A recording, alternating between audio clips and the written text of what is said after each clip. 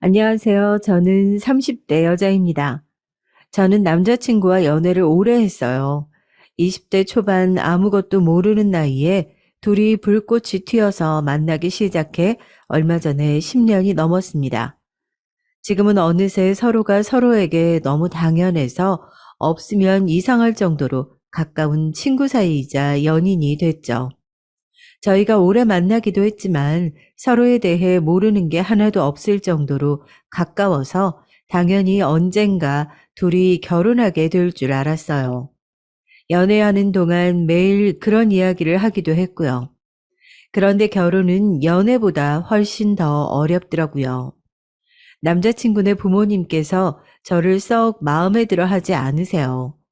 너무 어릴 때 연애를 시작해서 철딱선이 없을 때부터 보셔서 그런지 저희가 결혼까지 생각할 줄은 모르셨다네요.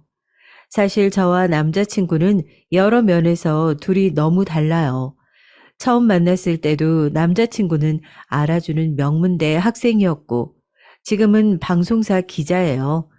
남자친구 부모님은 법대를 가기를 바랐다는데, 남자친구는 진실을 알리는 진짜 기자가 되고 싶다면서 언론학과를 간 거죠. 반면에 저는 전문대를 다니다가 그만두고 네일 아트를 배워서 현재 네일 아트 샵에서 일을 해요. 저는 제 직업에 굉장히 자부심을 느끼고 보람차지만 남자친구 부모님은 그렇게 생각하지 않으셨습니다. 제가 21살에 처음 남자친구 부모님을 만났어요. 사실 첫 만남부터 좋지는 않았습니다. 남자친구가 살던 하숙집에서 같이 라면을 끓여 먹고 있는데 갑자기 부모님이 오신 거예요. 남자친구가 저를 여자친구라고 소개하자 남자친구 부모님의 표정이 싹 바뀌었습니다. 그리고 곧바로 같은 학교 친구냐고 물으셨어요. 남자친구야 당시에 명문대생이었으니 당연히 저도 같은 학교길 바라신 거겠죠. 제가 남자친구와 같은 학교가 아니고 근처에 전문대를 다니고 있다고 했을 때 두 분은 여전히 표정을 감추지 못하셨어요. 기가 막힌다는 얼굴이었죠. 요즘 여자애들 대단하다니까. 우리 때는 아무리 사귀는 사이라도 남자 혼자 사는 집에 아무 때나 드나들면 난리가 났었는데. 그거야 가정교육의 문제지. 너희 부모님은 딸 자식 걱정도 안 하신다니. 어떻게 이 늦은 시간까지 남자 혼자 사는 집에 있는데 들어오라 전화도 안 해? 남의 자식인데 우리가 말하면 뭐래요. 딱 보면 몰라요. 안 봐도 딸 자식 밖으로 내놓은 집구석인 거지 뭐. 저는 만담 부부를 보는 줄 알았어요. 제가 아무 말도 하지 않았는데 남자친구의 부모님 두 분은 당신들끼리 마음대로 저를 가지고 판단하고 꾸짖으셨어요. 저의 부모님까지 들먹이면서요. 엄마, 아빠, 세영이 곤란하게 왜 자꾸 그래? 내가 배고파서 가지 말라고 같이 라면 먹고 가라고 해서 세영이가 어쩔 수 없이 있어준 거야. 라면만 먹고 내가 바로 집에 데려다 주려고 했어. 얼씨구, 어린 놈이 연애 좀 한다고 부모 앞에서 자기 여자친구 편을 드는 꼴 좀 봐라. 순간 제가 무슨 큰 잘못이라도 저지른 줄 알았습니다. 남자친구 집에서 라면 하나 끓여 먹었다가 별의별 소리를 다 들었네요. 그뿐만이 아니에요. 자꾸만 호통을 치던 아버님은 저에게 쉴 새 없이 질문하셨습니다. 무슨 과냐? 왜 전문대에 갔냐? 학교 다닐 때 공부를 못했냐? 등등 대답하기 곤란한 질문들만 골라서 하셨죠. 저는 순간 면접장에 온 줄 알았습니다. 전문대도 좋은 대학들 많은데 내가 이 동네에 그렇게 왔다 갔다 했어도 그 대학은 생전 처음 들어보는 학교네. 저도 나름 눈치라는 게 있어요. 부모님께서 제게 하는 질문마다 제가 마음에 안 들어 하시는 말이라는 걸 너무나도 잘 아는데 저라고 예의 바르게만 이야기하고 싶지는 않았습니다. 네, 맞아요. 제가 공부에 워낙 취미가 없어서 성적 맞춰서 전문대로 오긴 했는데 과가 아무래도 전망이 없는 것 같아서 더 등록금 안 버리고 이번 학기만 다닐 거예요. 응? 아니, 이번 학기만 다닌다니. 그게 무슨 말이야? 학교 그만두려고요. 제가 다른 건 몰라도 손재주는 있어서 미용이든 네일이든 기술 좀 배워보려고요. 학생, 이름이 세영이라고 했나? 아무리 옛날 사람들 말이 기술만 있으면 먹고 산다고 늘 하지만 사람 사는 게 그렇게 단순하지가 않아. 젊어서 고생은 사서도 한다는데 공부할 수 있을 때 공부를 더 해야지. 이제 20살 갓 넘은 게 취직은 무슨 취직이야? 아무리 이름도 없는 대학이라도 대학 졸업장은 있어야지. 에이, 요즘같이 개나 소나 다 대학 가는데 대학 졸업장이 다 무슨 소용이에요? 저희 부모님 두 분 다 대학 안 나오셨는데 잘만 사세요. 제가 집안에서 막내로 자라서 웬만해서는 기가 잘 죽질 않아요. 남자친구의 부모님 말씀에 마음속으로는 상처를 받았지만 애써 티내고 싶지 않아서 또박또박 제 의견을 말했습니다. 남자친구는 그런 제 모습에 다시 한번 반했대요. 남자친구 말이 부모님이 워낙 유난하셔서 그 앞에서 저처럼 굴기 쉽지 않다네요. 남자친구는 학창 시절 내내 부모님 때문에 많이 힘들었대요. 남자친구가 공부를 잘하다 보니 거는 기대가 남달랐다고 합니다. 중학교 때는 무조건 의대에 가야 한다고 강요를 하시다가 고등학교 가서 성적이 조금 떨어지니까 법대에 가야 한다고 하셨답니다. 남자친구가 워낙 효자예요. 학창 시절에 부모님이 고생하시는 모습을 이래저래 많이 보며 자라서 부모님이 안쓰러웠답니다. 그래서 자기까지 부모님 속은 썩이고 싶지 않았다네요. 웬만한 거는 부모님이 시키는 대로 다 하면서 컸다더라고요. 남자친구 부모님은 경제적으로 여유롭지 않으시지만 두 분 다 대학을 나왔고 이름만 대면 아는 기업에서 일하셨어요. 그런 점에 자부심을 느끼시는 것 같더라고요. 그래서 젊은 제가 대학을 그만둔다는 거를 전혀 이해하지 못하시는 눈치였죠. 남자친구가 학창 시절 질풍노도의 시기를 보낸 게 다름 아닌 아버지 때문이었다고 하더군요. 아버님이 주식 투자를 잘못하시는 바람에 집안 상황이 많이 달라졌답니다. 서울에서 살던 집을 팔고 경기도에 전세로 이사 갔대요. 그전까지는 형과 방도 따로따로 썼었는데 이사 가면서 형과 같은 방을 써야 했다고 하더라고요. 이사 가고 집이 좁아진 것보다 더 힘든 건 남자친구의 부모님이 매일 싸우셨답니다. 이혼 이야기까지 나왔대요. 가장 예민했을 사춘기 시절에 그런 일까지 겪었으니 남자친구도 부모님께 걱정 끼치고 싶지 않았던 거죠. 덕분에 남자친구의 부모님은 자식들에게 거는 기대가 점점 더 커졌던 거고요. 그런 아들이 의대도 법대도 아닌 언론학과에 간다고 했을 때도 집안이 난리가 났었답니다. 이 집안의 희망이나 다름없는 남자친구가 부모님이 원하지 않는 길을 가겠다고 했으니까요. 그 이후 남자친구가 또 부모님 속을 썩이게 된 건 바로 저 때문이었습니다. 남자친구가 저를 만난다고 해서 또 집안이 시끄러워진 거죠.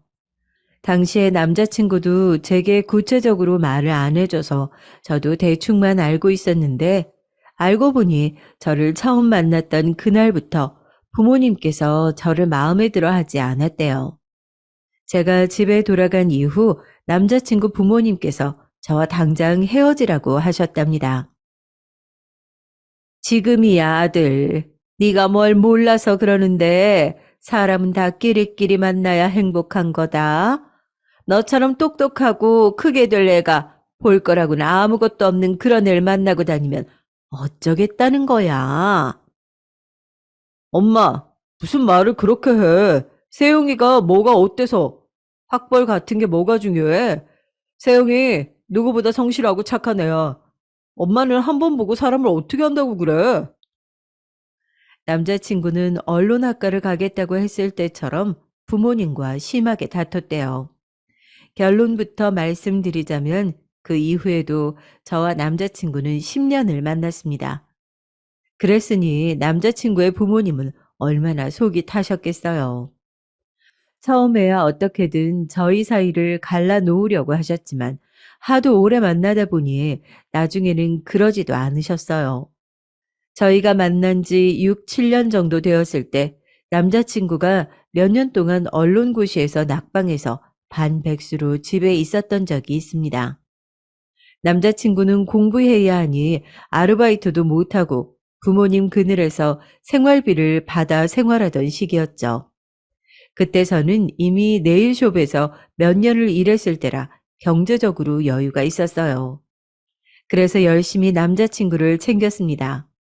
당시에 남자친구는 대학을 졸업했을 때라 본가에서 부모님과 형과 함께 살고 있었어요. 저는 먹을 거면 먹을 거, 입을 옷이면 옷 매일같이 사다 날랐습니다. 그러다 보니 남자친구의 부모님을 굉장히 자주 만났어요. 처음엔 제가 남자친구를 챙기는 걸 못마땅해 하시더니 언제부터는 당연하게 생각하시더군요. 한 번은 이런 적도 있었어요. 제가 퇴근하고 오는 길에 맛있는 걸 사다가 남자친구네 집에 가져다 주고 집에 들어가곤 했죠. 제가 살던 집에서 거리가 멀지 않았거든요. 그날도 유명한 맛집에서 만두를 사서 남자친구네 잠깐 들렀거든요. 남자친구가 만두 귀신이라 그 집 만두라면 자다가도 벌떡 일어나거든요. 남자친구가 부모님과 한 집에 살다 보니 저는 항상 남자친구 부모님도 드실 만큼 넉넉하게 사서 갔습니다. 그런데 만두를 하나 집어 드시더니 남자친구 아버님께서 표정이 안 좋으시더라고요. 그래서 제가 입맛에 안 맞으시냐고 물었습니다. 그러자 대뜸 하시는 소리가 저를 너무 속상하게 만들었어요. 가만히 보면 세영인 네가 애가 손이 참 작아. 공부하는 남자친구네 집에 오면서 몸에 좋은 보양식을 해오든지 그게 아니면 든든하게 밑반찬이라도 좀 해와야지. 너는 애가 매일 만두니 빵이니 이런 군것질거리만 들고 오냐? 순간 말문이 막혀서 말이 나오질 않더라고요. 그때 제 나이 고작 20대 후반이었을 때였어요. 제가 벌어봐야 얼마나 번다고 그 돈을 가지고 매일 간식을 사다 드리는 것만으로도 고마워하실 줄 알았는데 제 생각이 달랐습니다. 남자친구 부모님은 저에게 받는 걸 너무 당연하게 생각하시는 분들이었어요. 오빠가 이 집 만두를 얼마나 좋아하는데요. 아버님은 맛 없으시면 그만 드세요. 우리 오빠 공부하느라 힘든데 혼자 2팩 다 먹으라고 하게. 저는 속에 있는 말을 숨기는 편이 아니었습니다. 속으로 꿍해 있으면 겉으로는 내내 얌전한 척하는 건 제 성격이 아니었거든요. 저도 남자친구와 연애 기간이 길어지니 남자친구 부모님을 대하는 방식도 달라졌습니다. 예전처럼 어떻게 하면 부모님께 사랑받을 수 있을까 하는 바보 같은 짓은 하지 않으려고 했어요.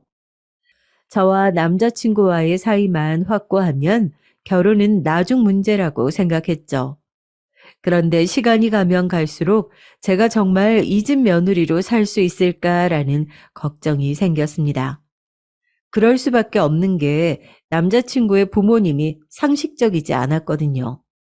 제가 남자친구와 오래 만나서 그런지 자꾸만 저를 만만하게 대하시면서 무시하셨어요.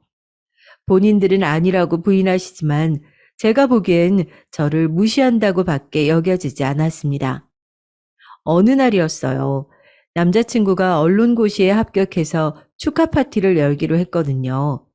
거창한 건 아니고 작은 식당을 하나 빌려 남자친구 친구들과 부모님을 모시고 함께 파티를 하기로 했습니다. 고기를 굽고 술도 마시면서 즐겁게 보냈어요. 모두 남자친구를 진심으로 축하해 줬습니다. 남자친구도 너무 기뻐했고요. 얼마 만에 보는지 모를 남자친구의 웃는 얼굴에 저까지도 행복했습니다. 그 순간 알았어요.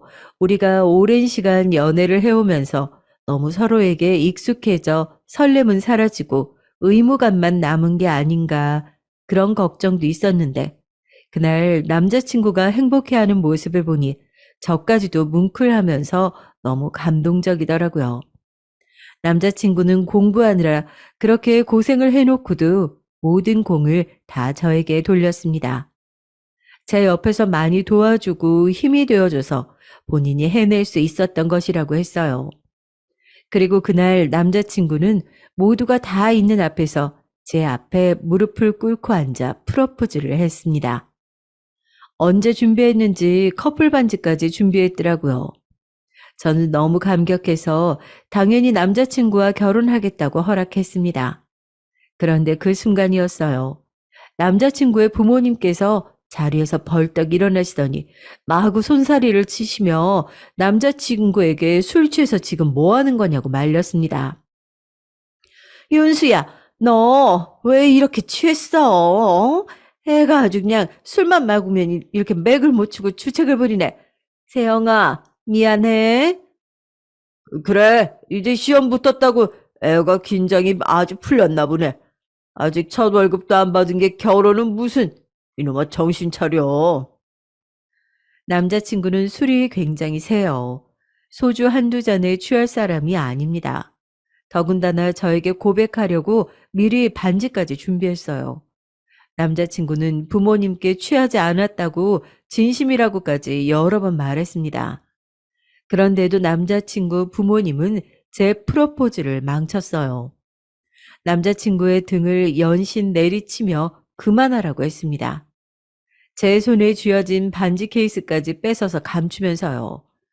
남자친구는 왜 이러냐고 부모님께 따졌지만 부모님께서는 결혼같이 중요한 문제를 부모랑 상의도 안 하고 마음대로 결정하면 어떡하냐고 하셨죠.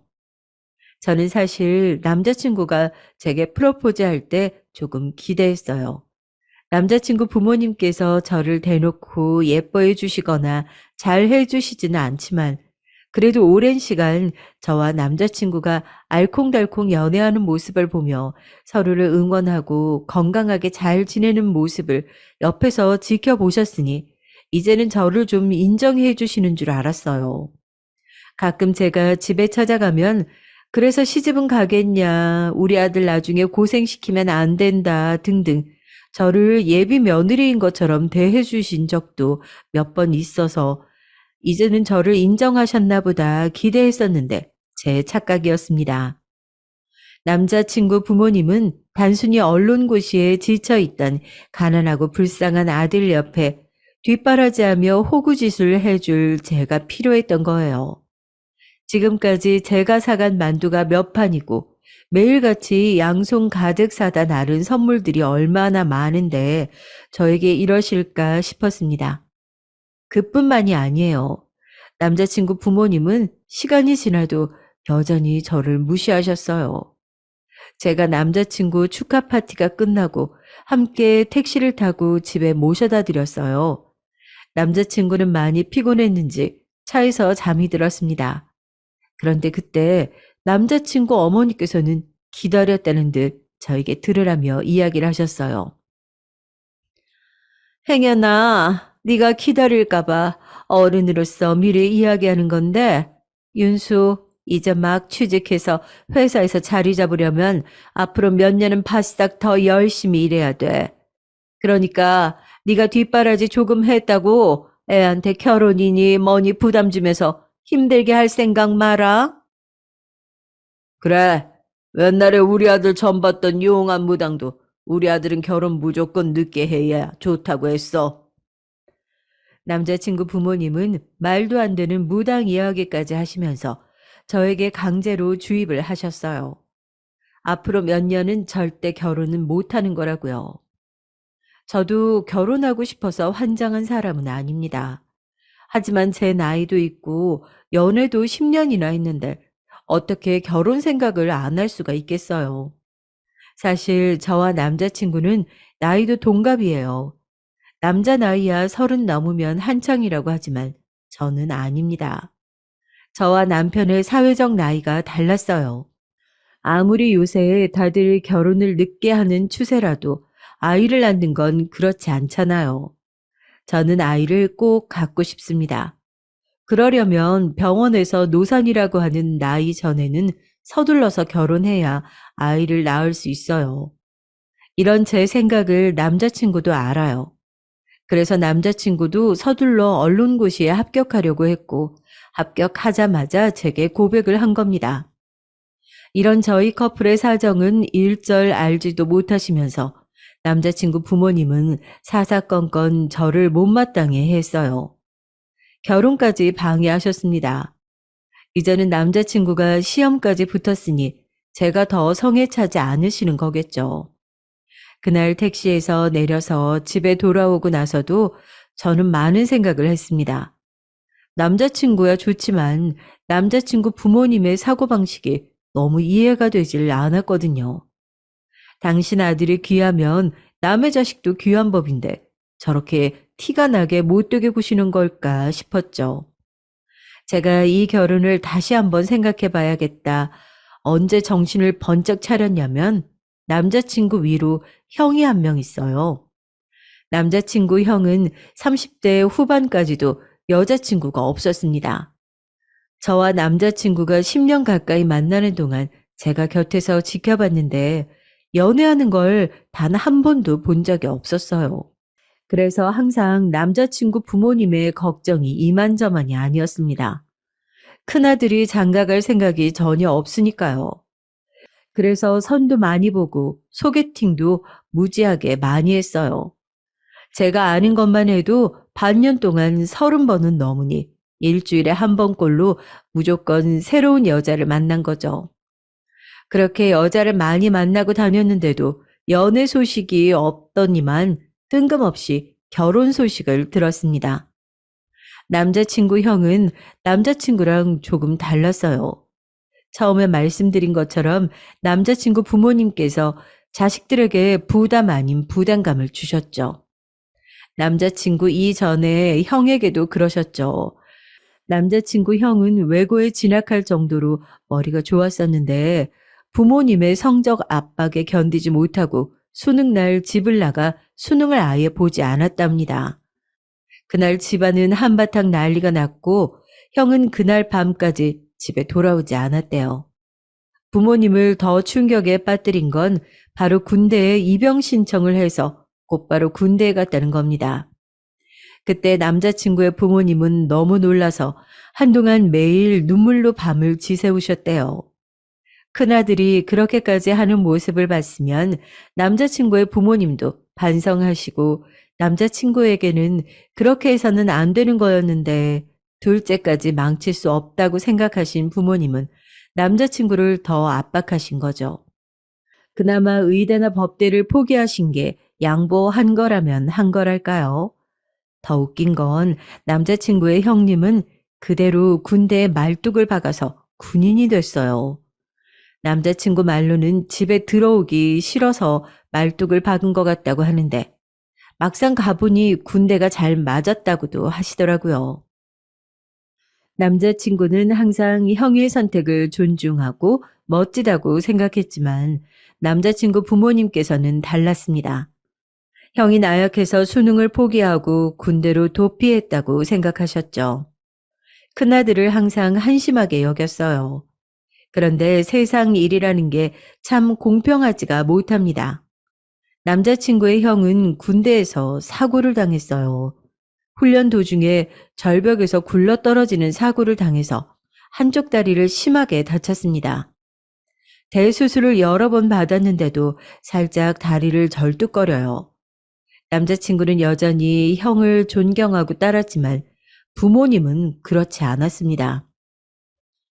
부모 말 들으면 자다가도 떡이 하나 생기는 건데 공부하기 싫다고 군대로 도망가더니만 꼴 좋다. 고졸에 다리까지 빙신이 됐으니 너 같은 놈을 누가 데려간다니. 남자친구 부모님도 속상해서 하신 말이겠지만 그래도 너무했다 싶더라고요. 더군다나 교회나 주변에다가 큰아들 이야기는 일절 안 하고 오로지 둘째인 남자친구 이야기만 하고 다니신대요. 가까운 지인들도 큰아들이 있다는 사실조차 모르는 사람들도 있답니다. 저도 남자친구의 부모님에게 인정받지 못하는 신세다 보니 남자친구 형과 공감대가 형성이 금방 됐어요. 그래서 오랫동안 오빠 동생 하며 가깝게 지냈습니다.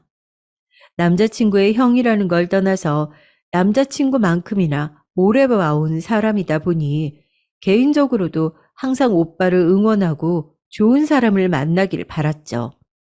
그런데 저로서는 서운할 수밖에 없는 일이 벌어졌어요. 남자친구와 남자친구의 형이 저를 데리러 자주 제가 일하던 숍에 왔었는데요. 저와 함께 일하는 사장 언니와 남자친구 형이 눈을 맞은 거예요. 저는 제가 좋아하는 두 사람이 만났다고 하니 마치 제가 소개를 하기라도 한 것처럼 기쁘더라고요. 두 사람 다 나이가 있다 보니 서둘러 결혼 이야기가 나왔습니다. 저와 사장 언니는 저에게 이런저런 상의를 했어요.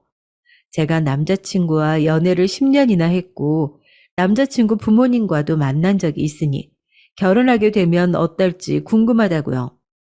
하지만 저는 특별히 할 얘기가 없었습니다. 저와 남자친구도 10년이나 만났지만 부모님께 허락을 받지 못한 상태였으니까요. 저로서는 섣불리 언니에게 그 어떤 말도 할 수가 없었어요. 그런데 믿기지 않는 일이 벌어졌습니다. 사장 언니가 남자친구네 집에 인사를 다녀오자마자 바로 결혼 날짜를 잡은 거예요. 저는 어안이 벙벙했습니다. 왜냐하면 언니도 저와 조건이 별반 다르지 않았거든요. 심지어 저는 전문대로도 나왔지만 언니는 고졸이에요. 물론 20살부터 네일숍에서 일하면서 번 돈으로 본인 가게를 차리기는 했지만 아무리 그래도 저에게는 전문대가 어쩌고 직업이 어쩌고 하시던 분들이 언니는 어떻게 바로 허락을 하셨을까 싶었죠. 저는 괜히 억울해서 남자친구에게 투덜거렸습니다. 그런데 남자친구는 오히려 저를 이해 못했어요. 자기는 우리 부모님을 그만큼 보고도 아직 몰라? 형은 나보다 조건이 좋지 않잖아. 거기다가 다리도 절고 누구라도 데려가겠다는 여자만 있으면 여자기만 하면 상관없대. 저는 입이 떡 벌어졌어요. 남자친구 부모님은 아들이 있는 앞에서 정말 그렇게 말했답니다. 여자기만 하면 상관없다고요. 그 소리를 듣는데 저도 모르게 온몸에 소름이 돋고 없던 정도 떨어지더라고요. 제가 말문이 막혀서 아무 말도 못하고 있으니까 남자친구가 저의 어깨를 감싸 안아줬습니다. 자기 부모님은 이해하려고 하면 안 된다고요. 형 결혼하고 나면 곧바로 저와 결혼하겠다고 할 테니 걱정하지 말라고 했습니다. 저는 고민이 많았지만 애써 남자친구 앞에서는 티를 내지 않으려고 노력했어요. 남자친구 말대로 제가 남자친구 부모님이 그런 분이라는 걸 몰랐던 것도 아니고 이미 알 만큼 알고 있었으니 더 실망할 것도 없었죠. 그렇게 시간이 흘러 남자친구 형이 사장 언니와 결혼식을 올렸어요. 결혼식 날 당연히 저도 갔는데 기분이 이상했습니다. 저는 남자친구와 만난 지 10년이 넘었는데도 결혼하지 못했는데 두 분은 만난 지 1년도 되지 않아서 부부가 됐으니까요. 결혼식 날도 잊지 못할 사건이 하나 있었어요. 형 결혼식이다 보니 남자친구가 굉장히 바빴거든요. 그래서 저도 남자친구를 도왔습니다. 남자친구와 함께 연회장 입구에서 하객들에게 답례품을 나눠드리고 있는데 보시는 분마다 제가 누군지 궁금해 하시더라고요. 남자친구는 그럴 때마다 당연히 저를 여자친구라고 소개했어요. 저희가 워낙 오래 연애했으니 보시는 어른마다 오래 연애했으면 얼른 결혼해라.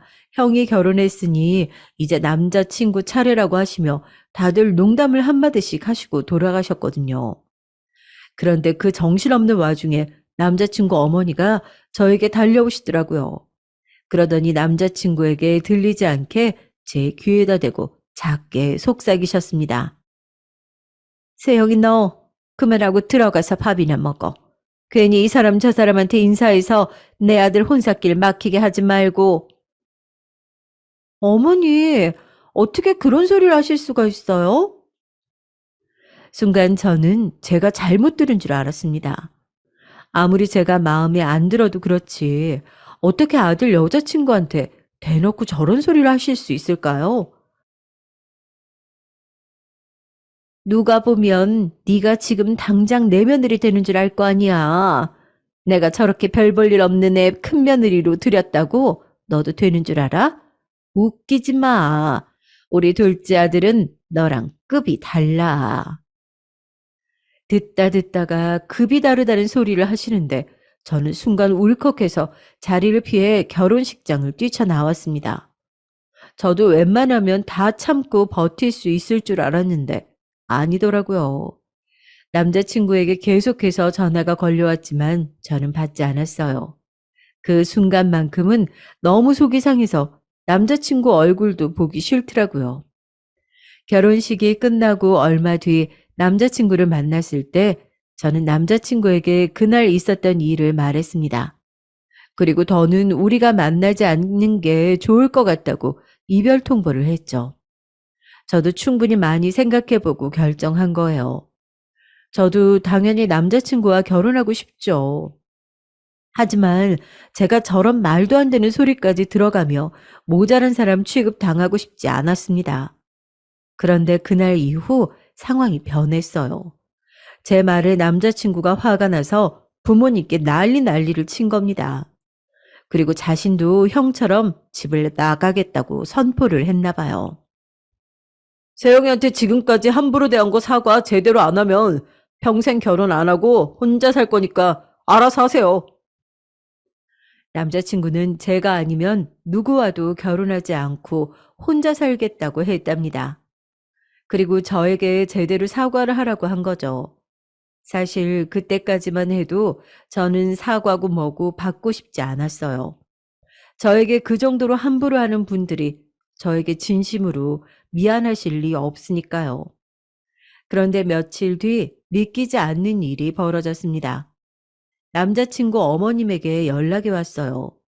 저를 집으로 초대한다고요.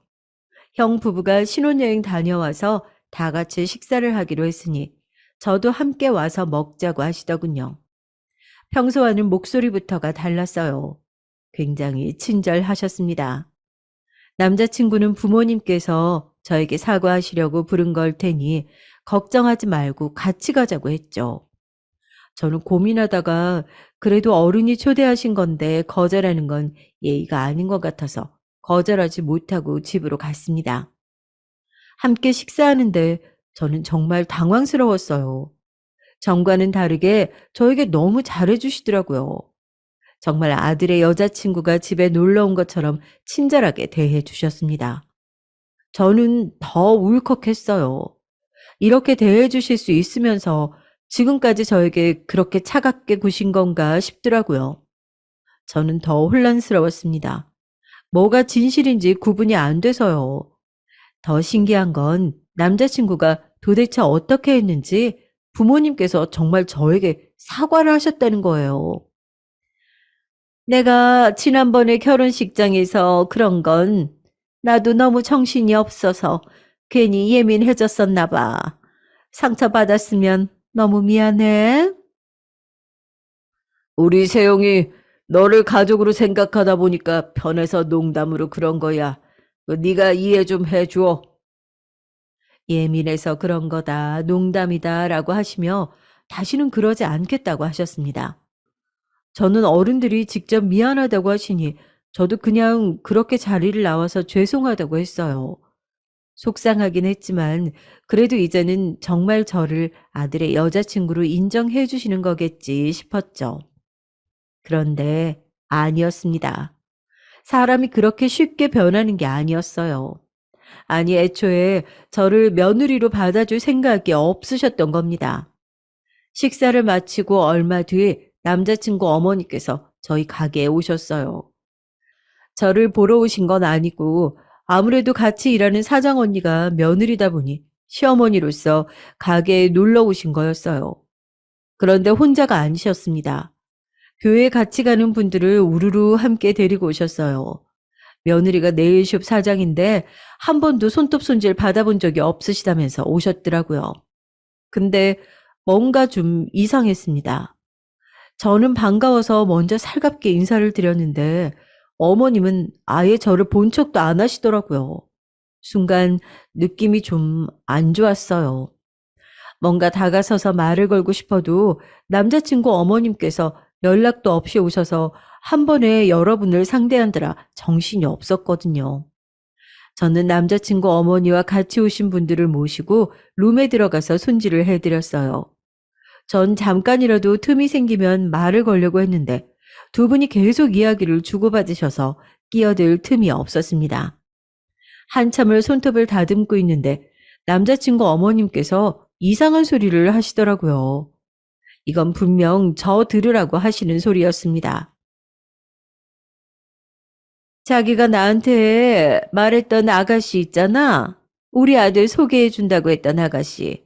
연대 나와서 회계사라고 그랬나? 남자친구 어머니 입에서 아들이라는 소리가 나오니 저는 순간 귀가 쫑긋해졌어요. 어머니에게 아들이라고는 딱 둘 뿐인데 설마 장가간 첫째 아들 이야기는 아닐 거니까요. 맞아, 맞아, 회계사. 근데 아들이 싫다고 했잖아. 왜? 생각이 바뀌었대? 아우, 그럼 어떡하지?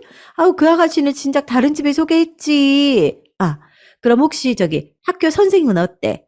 아유, 우리 조카가 교대 나와서 선생인데 둘이 나이가 딱 좋다. 우리 조카 이제 28이거든. 학교 선생 너무 좋지. 거기다가 자기 조카면 더 좋지. 자기네 친정 외국 어디서 살았다고 하지 않았어? 우리 친정 미국에서 살다 왔잖아. 조카는 내 남동생 딸인데 걔도 중학교까지 미국에서 나왔지. 근데 아들 결혼할 생각 없다더니 갑자기 왜? 결혼 생각이 없기는 왜 없어? 아유, 일하느라 바빠서 그랬지. 큰아들 보냈으니까 이제 본격적으로 둘째 아들 보내야지. 자기 조카한테 한번 물어봐. 자기도 우리 아들 인물도 좋고 학벌에 직업, 뭐 하나 안 빠지는 거 알잖아. 알지. 아유, 말해서 뭐해. 그제야 알았어요. 남자친구 어머니는 아예 작정하고 오신 거예요. 저는 두 분 손가락에 매니큐어를 바르고 있는데 저런 소리를 하시더군요. 저는 화도 나지 않았습니다. 오히려 너무 허탈해서 웃음이 다 나오더라고요. 손톱 손질이 끝나고 웃으며 나가는 남자친구 어머님을 제가 불렀어요. 그리고 따로 밖으로 나가 이야기 좀 하자고 했습니다. 어머님은 눈을 동그랗게 뜨시고 왜 그러냐고 하셨지만 저는 단호하게 말했습니다. 드릴 말씀이 있다고요. 어머님, 하실 이야기가 있으시면 그냥 저한테 하시면 되지. 어떻게 일하는 곳까지 와서 이러실 수가 있어요? 최대한 흥분하지 않고 이야기하려고 했지만 그 또한 쉽지 않았어요. 네가 눈치가 없어도 너무 없고 어른이 말을 해도 도저히 말귀를 못 알아들으니까 그렇지. 내가 그 정도로 말했으면 알아들어야지. 감히 내 아들 앞세워서 나한테 사과까지 하게 해? 이 정도는 해야 네가 주제 파악을 할 것 같아서 내가 여기까지 온 거야. 이제 좀 네 주제를 알겠니? 주제를 알겠냐는 소리까지 하시니 정말 기가 차더군요. 저는 어떻게 그런 소리를 하실 수가 있냐고 따져 물었어요. 그러자 오히려 더 적반하장으로 나오시더군요. 너도 아까 봤잖아. 내 아들이 어느 정도인지.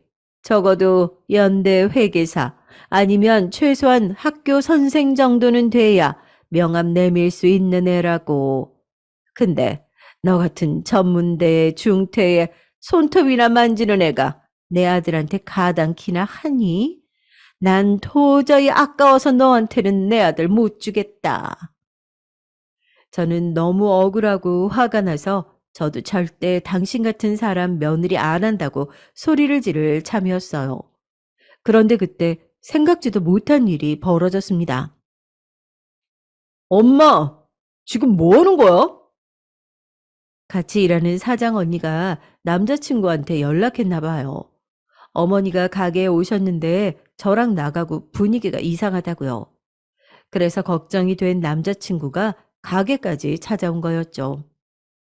제가 지금까지 몰라서 말 안 한 줄 알아요? 무슨 일이 있어도 나는 세영이랑 결혼할 거니까 알아도 모르는 척 한 거라고요. 제가 노력하면 어머니도 세영이 예쁘게 봐줄 줄 알았으니까. 그런데 저 모르게 뒤에서 이러고 계신 거예요? 결국은 남자친구가 다 목격하고 말았죠. 남자친구는 참지 못하고 길거리에서 격하게 화를 냈습니다. 어머니에게 정말 이렇게 할 줄은 몰랐다면서 인연을 끊겠다는 소리까지 했어요. 남자친구 어머니는 당황해서 어쩔 줄 모르셨죠. 저에게는 그렇게 모질게 해놓고는 아들이 소리를 지르니까 쩔쩔매시더라고요. 남자친구는 앞과 뒤가 다른 사람하고는 같이 못 살겠다면서 집을 나오겠다고 했습니다. 남자친구 어머님은 울며 불며 남자친구 바지가랑이를 잡았어요. 당신은 둘째 아들 없으면 살 수 없다고요. 그 모습을 보는데 제가 잘못 생각해도 한참 잘못 생각했다는 것을 알았죠. 제가 남자친구와 헤어져도 진작 헤어졌어야 했어요. 그 꼴까지 보고 나니 비로소 남자친구를 포기할 수 있었습니다. 저는 남자친구에게 헤어지자고 했어요. 아무리 남자친구를 사랑하고 제 20대를 다 바쳤다고 해도 더는 안 되겠더라고요. 남자친구는 저와 헤어질 수 없다고 했지만 저는 이미 마음을 굳게 먹었죠. 지금 헤어지지 않으면 평생 후회할 것 같았어요. 저는 단호하게 마음을 먹고 그날부터 남자친구의 연락도 받지 않았습니다. 가게로 찾아와도 만나주지 않았어요. 저도 쉽지 않았습니다. 같이 일하는 사장 언니가 남자친구 형수잖아요. 언니까지 저에게 남자친구가 저와 헤어지고 나서 너무 힘들어한다고 매일 이야기를 하는데 저도 괴로웠습니다. 마음이 있는데 헤어지려니 몸까지 여기저기 아프더라고요. 그런데 인생이란 건 정말 한치 앞을 알 수 없더군요. 헤어지고 난 뒤 몸이 계속 안 좋았어요. 약을 먹어도 낫질 않더군요. 속도 안 좋고 컨디션이 너무 안 좋아서 출근하기도 힘들었죠.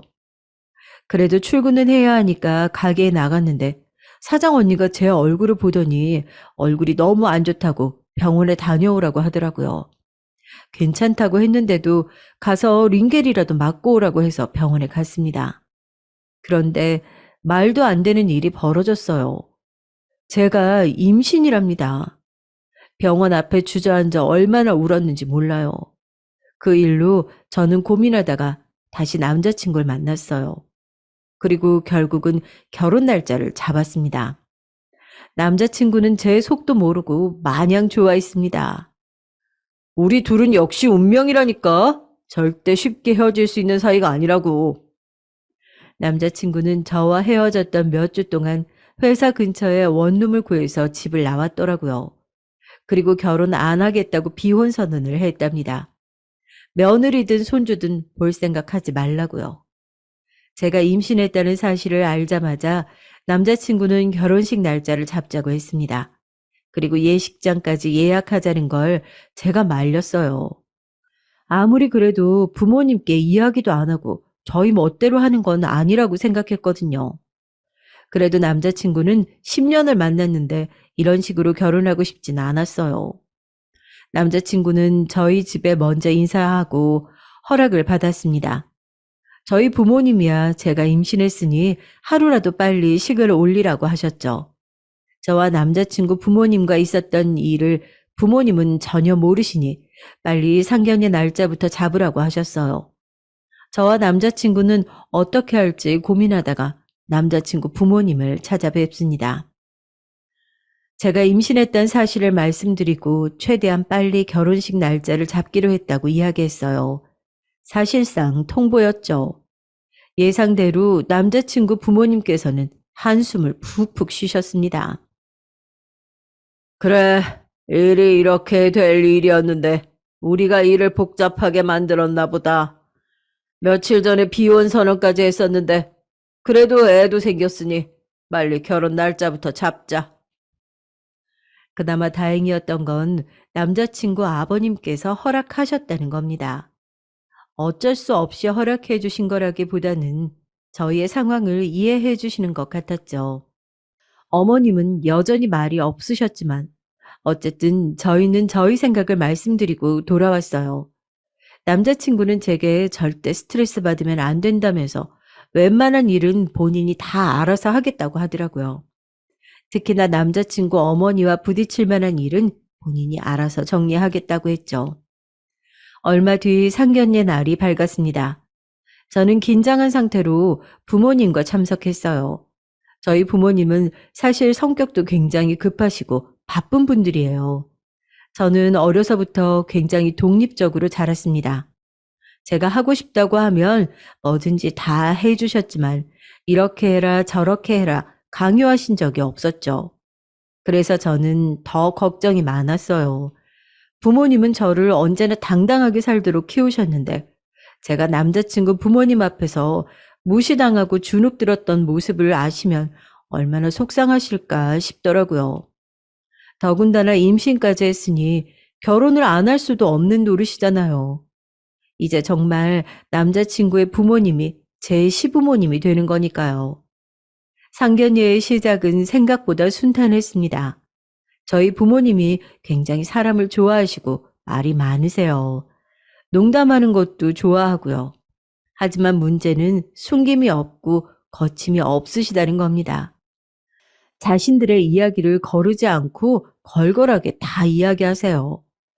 그런 점이 절대 남자친구 부모님과 맞을 리 없었죠. 남자친구 부모님은 사람들 앞에서 내세우기 좋아하시는 분들이니까요. 아니나 다를까. 시부모님은 앉자마자 이 식당에 본인들 대학 동문과 동창회 때 와봤는데 음식이 너무 고급스럽다고 맛있었다고 하셨어요. 그래서 이 식당으로 오자고 한 거라고요. 그 이야기를 굳이 왜 꺼내셨겠어요? 당신들이 대학을 나왔다는 걸 강조하고 싶으셨던 거죠. 그런데 그때 저희 어머니께서 털털하게 웃으셨어요. 아이고, 사돈 부부 다 대학까지 나오신 엘리트들이시구나. 아유, 멋지네요. 아유, 저는 어릴 때 너무 가난해서 초등학교 간신히 졸업했어요. 그래도 우리 세영이 아빠네는 상황이 좀 나서 중학교는 나왔어요. 남자친구 부모님들이 대학 이야기를 꺼냈을 때 어머니가 저 이야기를 하실 줄 알았어요. 어딜 가나 본인이 국졸이라는 이야기를 항상 하시거든요. 그래서 배운 게 없다고요. 그 순간의 예비 시부모님들 표정을 저는 지금도 잊지를 못합니다. 인매를 올리시면서 피식 비웃으셨거든요. 두 분처럼 학벌을 중시하시는 분들이 저희 어머니가 국졸이라는 소리를 들었으니 저를 더 무시할 게 뻔했죠. 그런데 그때 마침 들어온 식당 직원이 들어와서 메뉴판을 줬어요. 그리고 잠시 뒤 저희 어머니가 영어로 된 메뉴판을 유심히 보고 있는데 그 모습을 빤히 지켜보던 예비 시어머니가 입을 가리고 자꾸 웃으시더라고요. 저는 예비 시어머니가 또 무슨 소리를 할까 싶어 안 되겠다 싶었습니다. 제가 어머니 메뉴를 시켜드리려고 했는데 예비 시어머니께서 안 해도 될 이야기를 하시더라고요. 아유, 안 써둔 알파벳도 모르시죠? 제가 좀 읽어드릴까요? 그 순간 정적을 저는 아직도 잊지 못합니다. 예비 시어머니는 안 그래도 제가 임신해서 결혼하는 꼴이 마음에 안 들던 때인데 제대로 된 꼬투리 하나 잡은 거죠. 사람이 대학만 나오면 뭐 합니까? 저렇게 몰상식한데 말이죠. 옆에 있던 남자친구가 놀라서 예비 시어머니께 한마디 하려고 했는데 저희 엄마가 괜찮다는 듯이 웃으셨어요. 그러고는 오히려 너스레를 떠셨습니다. 요즘 세상이 아무리 달라졌다고 해도 그렇지. 여기가 한국인데 메뉴판이 어떻게 다 꼬부랑 글씨만 적어놨답니까? 아유, 그럼 대학물 좀 먹은 우리 사돈이 좀 읽어주실래요? 엄마 말에 저도 남자친구도 더는 말하지 않았습니다. 여기서 저희가 나서면 분위기가 더 이상해질 것 같아서요. 예비 시어머니의 꼬장은 거기서 끝이 아니었습니다. 아예 상견례를 망치기로 작정했는지 결혼식과는 전혀 상관없는 질문을 계속하셨어요. 국졸이면 중학교를 아예 진학을 안 한 거잖아요. 그럼 그때부터 뭘 하신 거예요? 드라마에 나오는 것처럼 공장 가서 일해서 가족들 먹여 살리고 그런 거예요? 엄마, 장모님 앞에서 왜 그런 무례한 질문하고 그래? 예비 시어머니의 만행에 남자친구는 어쩔 줄을 몰라 하며 당황했습니다. 예비 시어머니의 입을 막기 위해 사력을 다했죠. 하지만 이미 작정하신 어머니를 막을 수는 없었어요. 내가 뭐, 이제 다 한 가족인데, 가족끼리 궁금하면 물을 수도 있지. 그래서 자식들 학업에도 관대하셨나 봐요. 세영이가 고작 2년 다니는 전문대도 졸업 안 하고 그만둔다는데 허락하시는 걸 보면 저희 엄마도 워낙 눈치가 빠른 분이라 예비 시어머니가 은근히 무시하면서 이야기하는 걸 모를 리 없었어요. 지금까지는 국졸 가지고 농담한 정도이니 참으셨지만 자식인 제 이야기가 나오니 엄마도 바로 정색하셨습니다. 자식이 내 물건도 아닌데 허락하고 안 할 게 뭐 있어요? 다 성인인데 본인이 알아서 책임지면서 살면 되지. 그럼요. 이 사람이 원래 호기심이 좀 많아서 그런 거니까 그 안 싸두니 조금 이해해 주세요. 분위기가 급속도로 냉랭해지려던 그때 예비 시아버지가 술을 권한 덕분에 아버지와 건배를 하시며 이런저런 이야기를 나누다 보니까 분위기가 조금 나아지는 것 같았습니다. 그때까지도 정색하고 있던 저희 엄마가 핸드폰을 들고 잠깐 통화를 하러 나갔다 오셨어요. 저는 일 때문에 그러시나 보다 싶었죠. 그런데 상견례가 마무리되어 갈 때쯤 생각지도 못한 일이 벌어졌습니다. 저희가 식사하던 룸에 누군가 노크를 하고 들어왔어요. 회장님, 부르셨습니까? 무슨 일 있으세요? 엄마 회사 직원들이 우르르 룸 안으로 들어왔습니다. 그때 저는 알았죠. 엄마가 일부러 나가서 통화하신 게 회사 직원들을 부르려고 했던 거더라고요. 저희 예비 시부모님 앞에서 보여주려고요. 역시나 예비 시부모님은 눈이 휘둥그레졌어요. 특히나 예비 시어머니는 직원들이 우르르 들어오자마자 놀라서 자리에서 벌떡 일어났어요. 그러고는 회장님이 누구냐고 말을 더듬거렸습니다. 누구긴 누구예요? 내가 회장이지. 세영이 너는 암튼 애가 물러터져서는 사돈한테 내가 식품회사 한다고 말 안 한 거야? 식품 회사를 운영하신다고요? 그러니까 대표? 아니, 회장님? 그랬습니다. 제가 말씀드리지 않은 게 있어요. 저희 엄마가 아주 오래전부터 식품 사업을 하고 계십니다. 저희 외가가 아주 옛날부터 낙농업을 오랫동안 하셨어요. 그래서 엄마는 어릴 때부터 닭을 키우고 달걀을 가지고 노는 게 일상이었습니다. 일이 풀리지 않았던 시기가 있었는데 그때 어쩔 수 없이 엄마가 학교를 그만두고 온 식구가 다 이사를 해서 새로 사업을 시작하셨대요. 낙농업을 하면서 달걀로 만들 수 있는 유제품과 빵, 치즈 같은 걸 만드시는 식품회사를 운영하셨답니다. 처음에야 당연히 힘들었지만 지금은 벌써 50년이 넘은 굴지의 회사예요. 외할아버지가 돌아가시면서 엄마가 물려받아서 벌써 30년째 운영 중이십니다. 엄마는 남들 다 학교 다닐 때 외할아버지를 따라 공장을 돌아다니며 일을 하신 분이세요. 그런 분이 예비 시어머니를 보자마자 어떤 분인지 모르셨을 리 없습니다. 눈에 보이는 조건들만 가지고 저와 우리 집안을 무시하고 있다는 걸 바로 파악하시고 일부러 직원들을 부른 거죠. 우리 애가 임신해서 급하게 결혼하는 거라 준비할 경황도 없으실 텐데 식장이랑 집은 우리가 알아서 준비할게요. 내가 아는 호텔에 최대한 빠른 시간 빼놓으라고 하고 집은 내가 서초에 아파트 2채가 있으니까 하나 골라서 들어가라고 하죠 뭐. 엄마 말씀에 예비 시부모님은 두 분 다 턱이 빠질 듯 입을 벌리고 계셨어요. 그리고 표정이 싹 바뀌어서 저와 저희 부모님을 대하는 게 달라지셨습니다. 거의 허리만 안 숙였지 몸이 엄마 쪽으로 굽어 있었어요. 아이고, 저희 안사돈께서 알아서 다 해주신다고 하면 너무 감사하죠. 어머머, 내가 암튼 며느리 복 하나는 타고났다니까.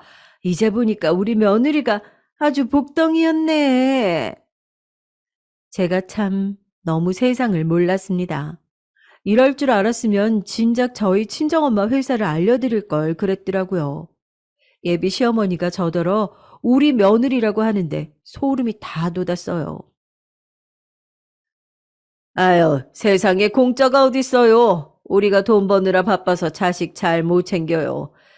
우리 딸 며느리라고 생각 말고 진짜 딸처럼 해주세요. 손에 물 한 방울 안 묻히게 해주고 애도 나오면 무조건 봐주셔야 합니다. 우리 딸내미가 워낙 몸이 약해서 애 키우다가 병 나면 큰일 나니까요. 만약 우리 딸 전문대 나왔다고 한 번만 더 무시하면 아파트 뺍니다. 그럼요, 그럼요. 아유, 우리 복덩이 아프면 큰일 나죠. 제가 다 알아서 할 테니까 걱정하지 마세요. 제가 생각해도 너무 어이가 없었어요. 한순간에 상황이 그렇게 바뀔 줄은 생각도 못 했거든요. 그날 이후 어떻게 됐냐고요? 저는 결혼식을 올리고 아이도 잘 출산했습니다. 그리고 현재 세상 누구보다 편하게 살고 있어요. 시어머니는 저를 그냥 딸도 아니고 금지 오겹으로 챙기십니다. 애도 봐주시고 제가 먹을 반찬까지 매일 해다 주세요. 더는 저에게 대학이니 직업이니 하는 이상한 소리는 절대 하지 않으십니다. 그래서 그런지 시어머니와 전혀 문제가 없어요. 저도 너무 신기할 지경이에요. 이제는 남편이 된 남자친구도 시어머니를 볼 때마다 농담으로 어떻게 저렇게 자본주의의 노예가 됐냐고 하지만 저는 나름 지낼만 합니다. 시부모님이 어떤 이유로든 저를 예뻐해 주시니 결혼 생활 하기에는 너무 편하더라고요. 가끔 제가 왜 이 좋은 결혼을 안 하려고 했나 후회할 때도 있다니까요. 요즘은 시어머니가 저더러 둘째도 낳으면 키워줄 테니 낳기만 하라는 소리까지 하셔서 귀찮아 죽겠습니다. 살다 보니 명문대든 사자 직업이든 다 필요 없네요. 돈 많은 친정이 있으니까 그 못된 시어머니도 저라면 벌벌 하시네요. 지금까지 긴 저의 이야기 끝까지 들어주셔서 감사합니다. 안녕하세요. 저는 남매를 키우며 남편과 행복하게 사는 50대 여자입니다.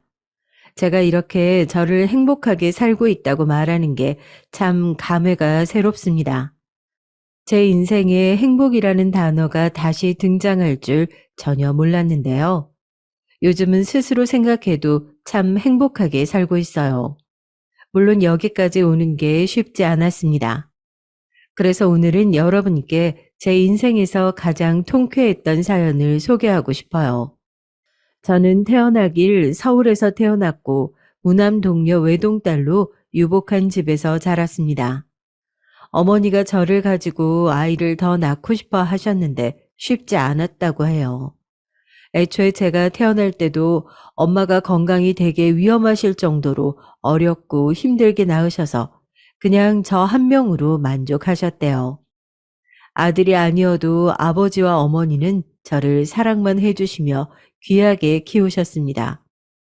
부모님에게 한 명뿐인 자식이고 집안이 여유로웠기 때문에 어릴 때는 행복한 기억만 있었어요. 아버지는 사업을 하셨는데 제가 태어나기 전부터 사업이 이미 잘 되었고 제가 자라면서 사업의 규모도 커졌기 때문에 아버지는 저를 복덩이라고 부르셨습니다. 그렇다고 엄청난 재벌까지는 아니었지만 그래도 지역에서 알아주는 부자였으니 저는 아무 결핍 없이 자랐어요.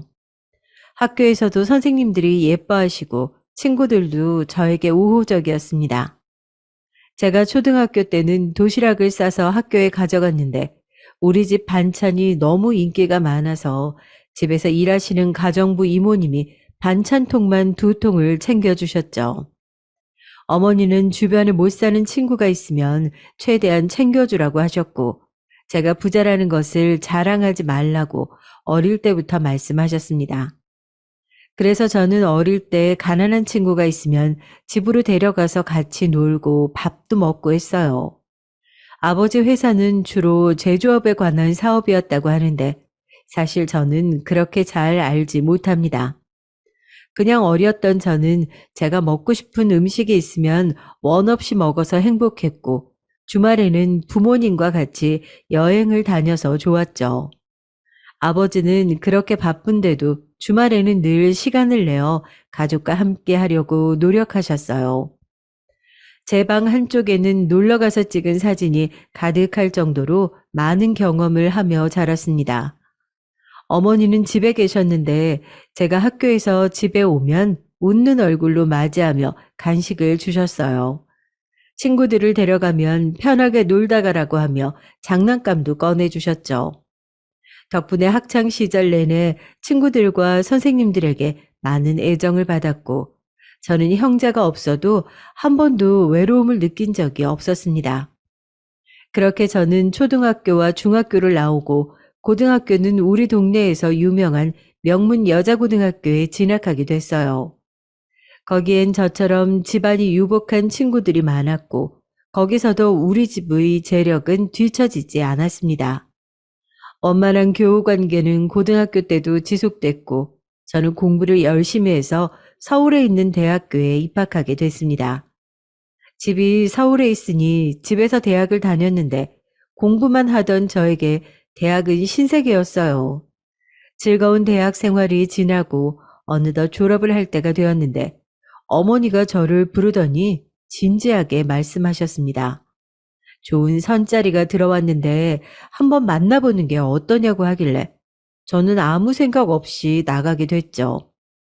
어려서부터 부모님이 저에게 하는 말씀은 다 옳은 말이었고 딱히 부모님께 반항했던 적도 없고 화목한 분위기라 엄마가 저렇게 말씀하는 거는 나쁠 게 없다고 생각했죠. 본격적으로 직접 만나기 전에 어머니한테 들은 정보로는 그 집도 상당히 여유 있는 집이었습니다. 아마 제가 그 집 아들과 결혼하게 된다면 우리 집도 그 집도 서로 이득인 상황이었어요. 그걸 알고 부모님끼리 자식들을 이어주려고 한 거죠. 그렇게 아직도 기억나는 을지로에 있는 카페에서 선을 보게 됐는데 처음 보자마자 들었던 생각은 굉장히 잘생겼다는 거였어요. 훤칠하고 잘생기고 성격도 좋아서 대화를 거의 주도하는 그 남자에게 저는 반하게 됐습니다.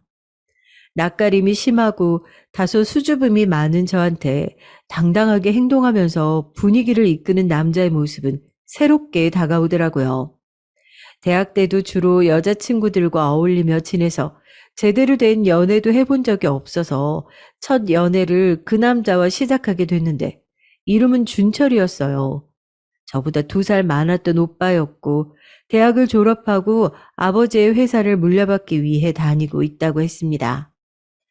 집에 돌아가서 궁금함을 가진 채 저를 기다리고 있던 부모님께 저는 괜찮은 사람이라고 대답했고 부모님도 좋아하셨어요. 부모님의 주선으로 만나게 된 경우였지만 준철 씨와 저는 서로를 첫 만남부터 마음에 들어해서 순조롭게 사귈 수 있었습니다. 연애 기간은 매우 짧았고 서로 그 시절엔 딱 결혼 정년기였고 무엇보다 아버지들의 사업이 엮여서 결혼은 서두르게 됐어요. 만난 지 6개월 만에 식을 올리게 됐는데 워낙 양가에서 추진하던 결혼이라 매우 빠르게 진행했습니다. 상견례에서도 저와 남편의 얘기보단 서로의 사업에 관한 얘기가 주가 됐고 저희에겐 그저 잘 살면 된다고 어른들은 말씀하셨죠. 예단이니 뭐니 그런 것들은 다 부모님이 알아서 해결하셨고 결혼식을 올리고 나서는 시댁에 가서 살게 됐습니다. 저는 외동이라 형제가 없었는데 남편은 여동생이 한 명 있었어요. 아가씨는 그때 당시 대학에 막 입학한 신입생이었습니다. 집에서 학교에 다니고 있어서 아가씨도 같이 살았어요. 결혼을 번갯불에 콩 볶아 먹듯 해서 빠르게 진행했기 때문에 남편 가족에 대해 잘 알지 못한 채로 결혼했는데 남편의 외모를 제가 마음에 들어 했지만 미처 생각 못했던 사실이 있었어요. 남편은 바로 시어머니 말을 꼼짝 못하는 전형적인 마마보이였습니다. 시어머니는 성격이 우리 친정엄마와 완전히 반대였는데 되게 자기 주장이 강하셨고 말씀도 세게 말씀하시던 분이셨어요. 엄마는 늘 저에게 다정하고 친절했는데 시어머니는 직설적이고 단호한 화법이라 처음에는 익숙하지 않아서 당황했습니다. 그래도 시어머니는 제가 마음에 들었는지 처음에는 저에게 되게 잘해주셨어요. 저한테 요리를 가르쳐 주신다고 저를 부엌으로 불러서 매일 요리하였는데 덕분에 요리 실력이 늘기도 했습니다. 시아버지도 본인의 사업이 우리 아버지 덕분에 확장되고 수입이 느니까 저를 예뻐하셨고 집에서 편하게 있으라고 많이 말씀하셨죠. 다만 시누이는 저를 그렇게 마음에 들어 하지는 않는 눈치였어요. 본인이 막내라 부모님의 애정을 많이 받다가 제가 들어오니 아무래도 분산이 되니까 그게 싫었나 봐요. 저한테 처음부터 살짝 적대적으로 대했는데 다행히 그럴 때마다 옆에서 시어머니와 시아버지가 막아주어서 괜찮았습니다. 남편이 출근하기 전에 새벽에 일어나서 부엌으로 가 시어머니와 아침을 만들고 식구들이 나가면 그때는 시어머니 옆에서 뜨개질도 하고 꽃꽂이를 했어요. 집에 일하는 이모님이 두 분이나 계셔서 청소나 빨래하진 않아도 되었는데요. 남는 시간에는 주로 시어머니와 보냈는데 시간이 흐르며 시어머니도 확실히 저를 편하게 대하셔서 그게 좋았습니다. 대학생이라 시간이 상대적으로 많았던 시누이가 집에 오면 시어머니는 일부러 이제 가족이니 밖에서 시간을 보내며 친해지라고 저희 둘을 내보내기도 하셨어요. 그렇게 나가면 시누이는 도도하게 본인이 하고 싶은 것만 하며 돌아다니고 저에게 이거 해라 저거 해라 많이 시키기도 했지만 저는 그게 그냥 귀엽기도 하고 왜 저러는지 알 것 같아서 친절하게 맞춰주니까 시누이의 적대감도 슬슬 사라지는 것 같았죠. 그러다 결혼하고 1년이 지나자 저는 임신을 하게 됐는데 우리 친정엄마가 저를 가질 때 입덧이 되게 심하셨다고 하셨어요. 엄마 딸 아니랄까봐 저도 입덧이 너무 심해서 아침에 가족들과 같이 밥을 먹을 때 자꾸 속에서 올라와서 같이 먹지 못할 지경이었습니다. 입덧이 심해서 잘 먹지 못하니까 살이 점점 빠졌고 그 모습을 본 시어머니는 저에게 친정에 가서 임신 기간에 머무르는 것이 어떠냐고 하셨어요. 시어머니는 반대했지만 제가 그때는 친정에 잘 가지도 못해서 부모님 얼굴도 보고 싶었고 무엇보다 친정집에서 음식을 먹으면 몸과 마음이 편해서 입덧이 덜했기 때문에 친정에 가서 지내게 됐습니다. 시어머니와 시누이는 굳이 뭘 가서 있냐고 저를 보고 예민하다고 했지만 제가 살기 위해선 어쩔 수 없는 선택이었어요. 확실히 친정에서 기간을 보낼 때도 마음이 편해서 편하게 지낼 수 있었습니다. 부모님도 제가 결혼하고 처음으로 떨어져 살아서 걱정이 많았는데 얼굴을 볼 수 있으니까 너무 좋다고 하셨죠. 남편은 시댁에서 시어머니와 같이 출근해야 했기 때문에 거기서 다녔지만 친정으로 종종 와서 제 얼굴도 보고 친정 부모님과 같이 식사도 했습니다. 비록 마마보이여서 저를 난감하게 할 때도 있었지만 어른들한테 함부로 하지 않는 남편이라 우리 친정 부모님에게도 싹싹하게 행동해서 부모님도 남편을 마음에 들어 하셨죠. 그렇게 친정에서 저는 임신 기간을 보내고 아이를 낳았는데 아이의 성별은 딸이었어요. 친정에서는 아들이고 딸이고 뭐가 중요하냐, 모든 아이는 소중하다 하시며 아주 예뻐하셨는데 시댁에서는 아들을 바랐기 때문에 좀 아쉬워하셨어요. 그래도 집안끼리 엮여서 저에게 대놓고 아쉬움을 표하지는 않았지만 지나가는 말로 다음에는 아들이 나올 수 있게 우리 같이 노력하자고 하시더라고요. 특히 시어머니가 아들이면 한 명으로 괜찮지만 딸이니까 다시 아이를 가지라고 하셨습니다. 우리 집과 분위기가 사뭇 달라서 당황했는데 그래도 옛날 분들이시고 또 사업을 이어받아야 하니까 이해하려고 노력했죠. 그때 우리 아버지 회사와 시아버지 회사가 합병할 준비도 시작했기 때문에 아들의 탄생을 기대했었거든요. 남편이 회사를 이어받으면 그때 아버지끼리 회사를 합병해서 하나로 합치자는 얘기가 계속 논의 중이라 제 임신이 화두에 올랐는데 남편도 바로 아이를 다시 가지자고 할 정도였습니다. 그러나 우리 어머니가 그러셨던 것처럼 아이를 가지는 게 저한테도 쉬운 일이 아니었어요. 그래서 일단 아이 생각은 잠시 접고 딸한테 집중하기 시작했습니다. 딸은 남편의 성격을 닮은 건지 쾌활하고 밝은 아이였어요. 시부모님도 우리 친정 부모님도 딸을 보며 흐뭇하다고 말씀도 많이 하시고 실제로 선물도 많이 사주셨습니다. 저는 당연히 처음 낳은 제 자식이니까 너무 예뻐서 친구들 모임에 많이 데려가곤 했죠. 그렇게 딸아이가 3살이 될 때까지 시댁에서 행복하게 아이를 기르며 시댁 식구들과 더 가까워졌어요. 물론 아무래도 결혼 생활이 항상 즐거울 수 없으니 크고 작은 갈등들이 있기는 했죠. 그럴 때마다 저를 화나게 했던 것은 시어머니와 시누이도 그랬지만 남편이 중간에서 역할을 제대로 하지 않았기 때문이에요. 굳이 전달하지 않아도 될 말을 중간에서 시어머니와 저에게 자꾸 말을 옮기니까 나중에는 시어머니가 저에게 그냥 속 터놓고 얘기하자고 할 정도였습니다. 남편은 말이 워낙 많고 한시도 입을 가만히 두는 성격이 아니었거든요. 그래도 그런 성격이 가끔 위로도 되어 주었고 무엇보다 친정 부모님이 그런 남편의 성격을 마음에 들어 하셨어요. 여느 결혼한 가정이 그렇듯 저와 남편은 때로는 사이가 좋았고 때로는 싸우기도 하며 그렇게 결혼 생활을 지속하고 있었죠. 그러다 아이가 3살이 되었을 때 일이 터지게 됐습니다.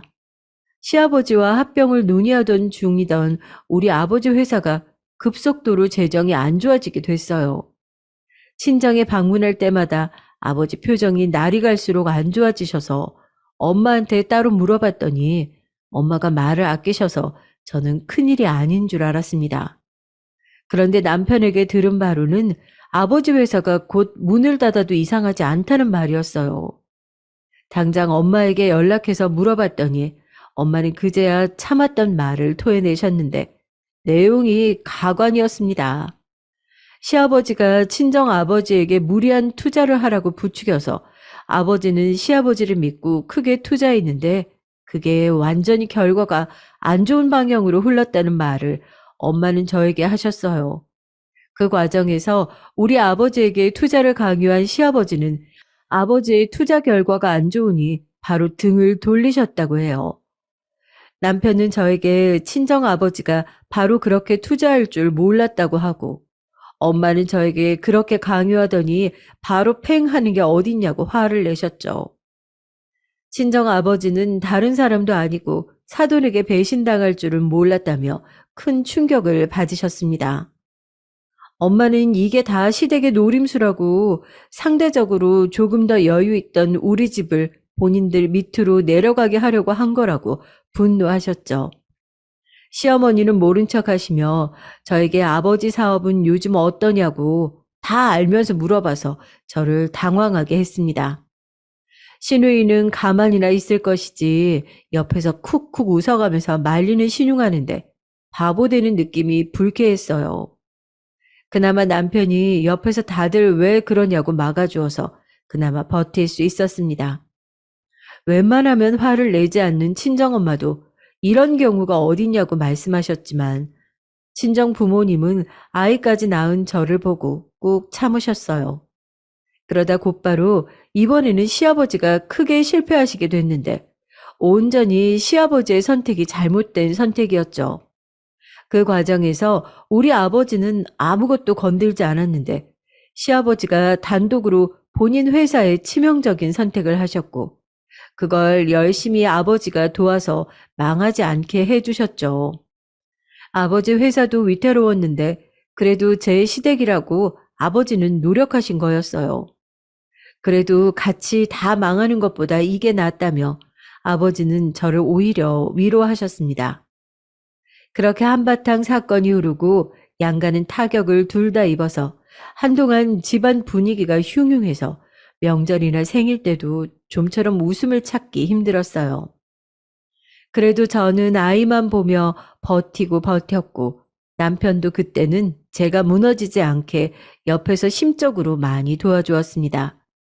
제가 시아버지에게 실망했어도 남편이 자기가 회장이 되면 다 보상해준다고 미안하다고 사과해서 제 마음이 조금 유해졌었죠. 하지만 살얼음판을 걷던 집안 분위기가 와장창 깨지게 된 사건이 발생했는데 아이가 5살 때였어요. 시아버지에게 배신당하고 홀로 회사를 지키려고 열심히 고군분투하시던 아빠가 그만 쓰러지게 됐습니다. 어떻게든 회사는 지켜야 한다고 밤낮 없이 일하고 집에 와서 쉬지도 못한 채로 열심히 서재에 박혀서 일만 하던 아버지는 그만 과로 때문에 병원에 입원하시게 됐어요. 아버지가 맡던 일이 매우 많았는데 그렇게 공백으로 자리가 있으니 당연히 회사는 제대로 굴러가지 않았습니다.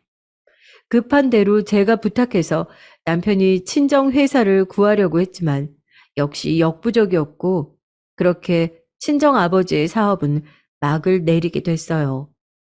정확히 말하자면 우리 친정 회사가 시댁 밑으로 들어가서 예전처럼 동등한 관계로 어깨를 나란히 하는 게 아니고 우리 회사가 시댁의 자회사로 들어갔다고 생각하시면 될 것 같습니다. 아버지는 이미 그 전에 쓰러지셨는데 소식을 듣고 충격으로 돌아가시게 됐죠. 아버지 상태가 걱정돼서 제가 일단 비밀로 하고 나중에 상황이 안정되면 그때 말씀드리자고 했는데 시어머니가 병문안을 와서 있었던 일을 다 말한 걸로 알고 저는 화를 참을 수 없었어요. 회사도 망하고 아버지도 돌아가시고 충격에 엄마는 실어증에 걸리게 되셨죠. 정신적으로 큰 충격이 와서 정상적인 생활도 불가했고 살고 있던 집도 팔고 작은 집으로 옮겨야 했습니다. 엄마는 말을 완전히 잃기 전에 저에게 시댁 때문이라고 우리 아버지가 쓰러지셨을 때도 시댁이 조금만 재정적으로 딱 2달만 도와줬어도 어떻게 굴러가긴 했을 텐데 너무하다고 울분을 토하셨죠. 아버지가 배신당하고도 시아버지 회사가 휘청거렸을 때 도움의 손길을 건넸는데 어떻게 이렇게 망하기를 기다린 사람처럼 그럴 수 있냐고 화를 내셨습니다. 엄마는 돈이 그렇게 중요하냐고 어떻게 한치 앞을 못 보냐고 아이까지 낳았는데 이럴 수가 있냐고 분노하시고 곧 실어증에 걸리셔서 말을 하지 않게 됐죠. 아마 그때가 제가 인생에서 제일 힘들었을 때라고 생각이 되는데 저는 하루하루를 버티는 것이 진짜 너무나도 힘들었어요. 시댁에서는 우리 집이 파탄난 것을 가까이서 보고 마치 자기들이 은혜를 베푸는 것처럼 저를 위로했는데 하나도 귀에 들어오지 않았고 가증스러웠어요.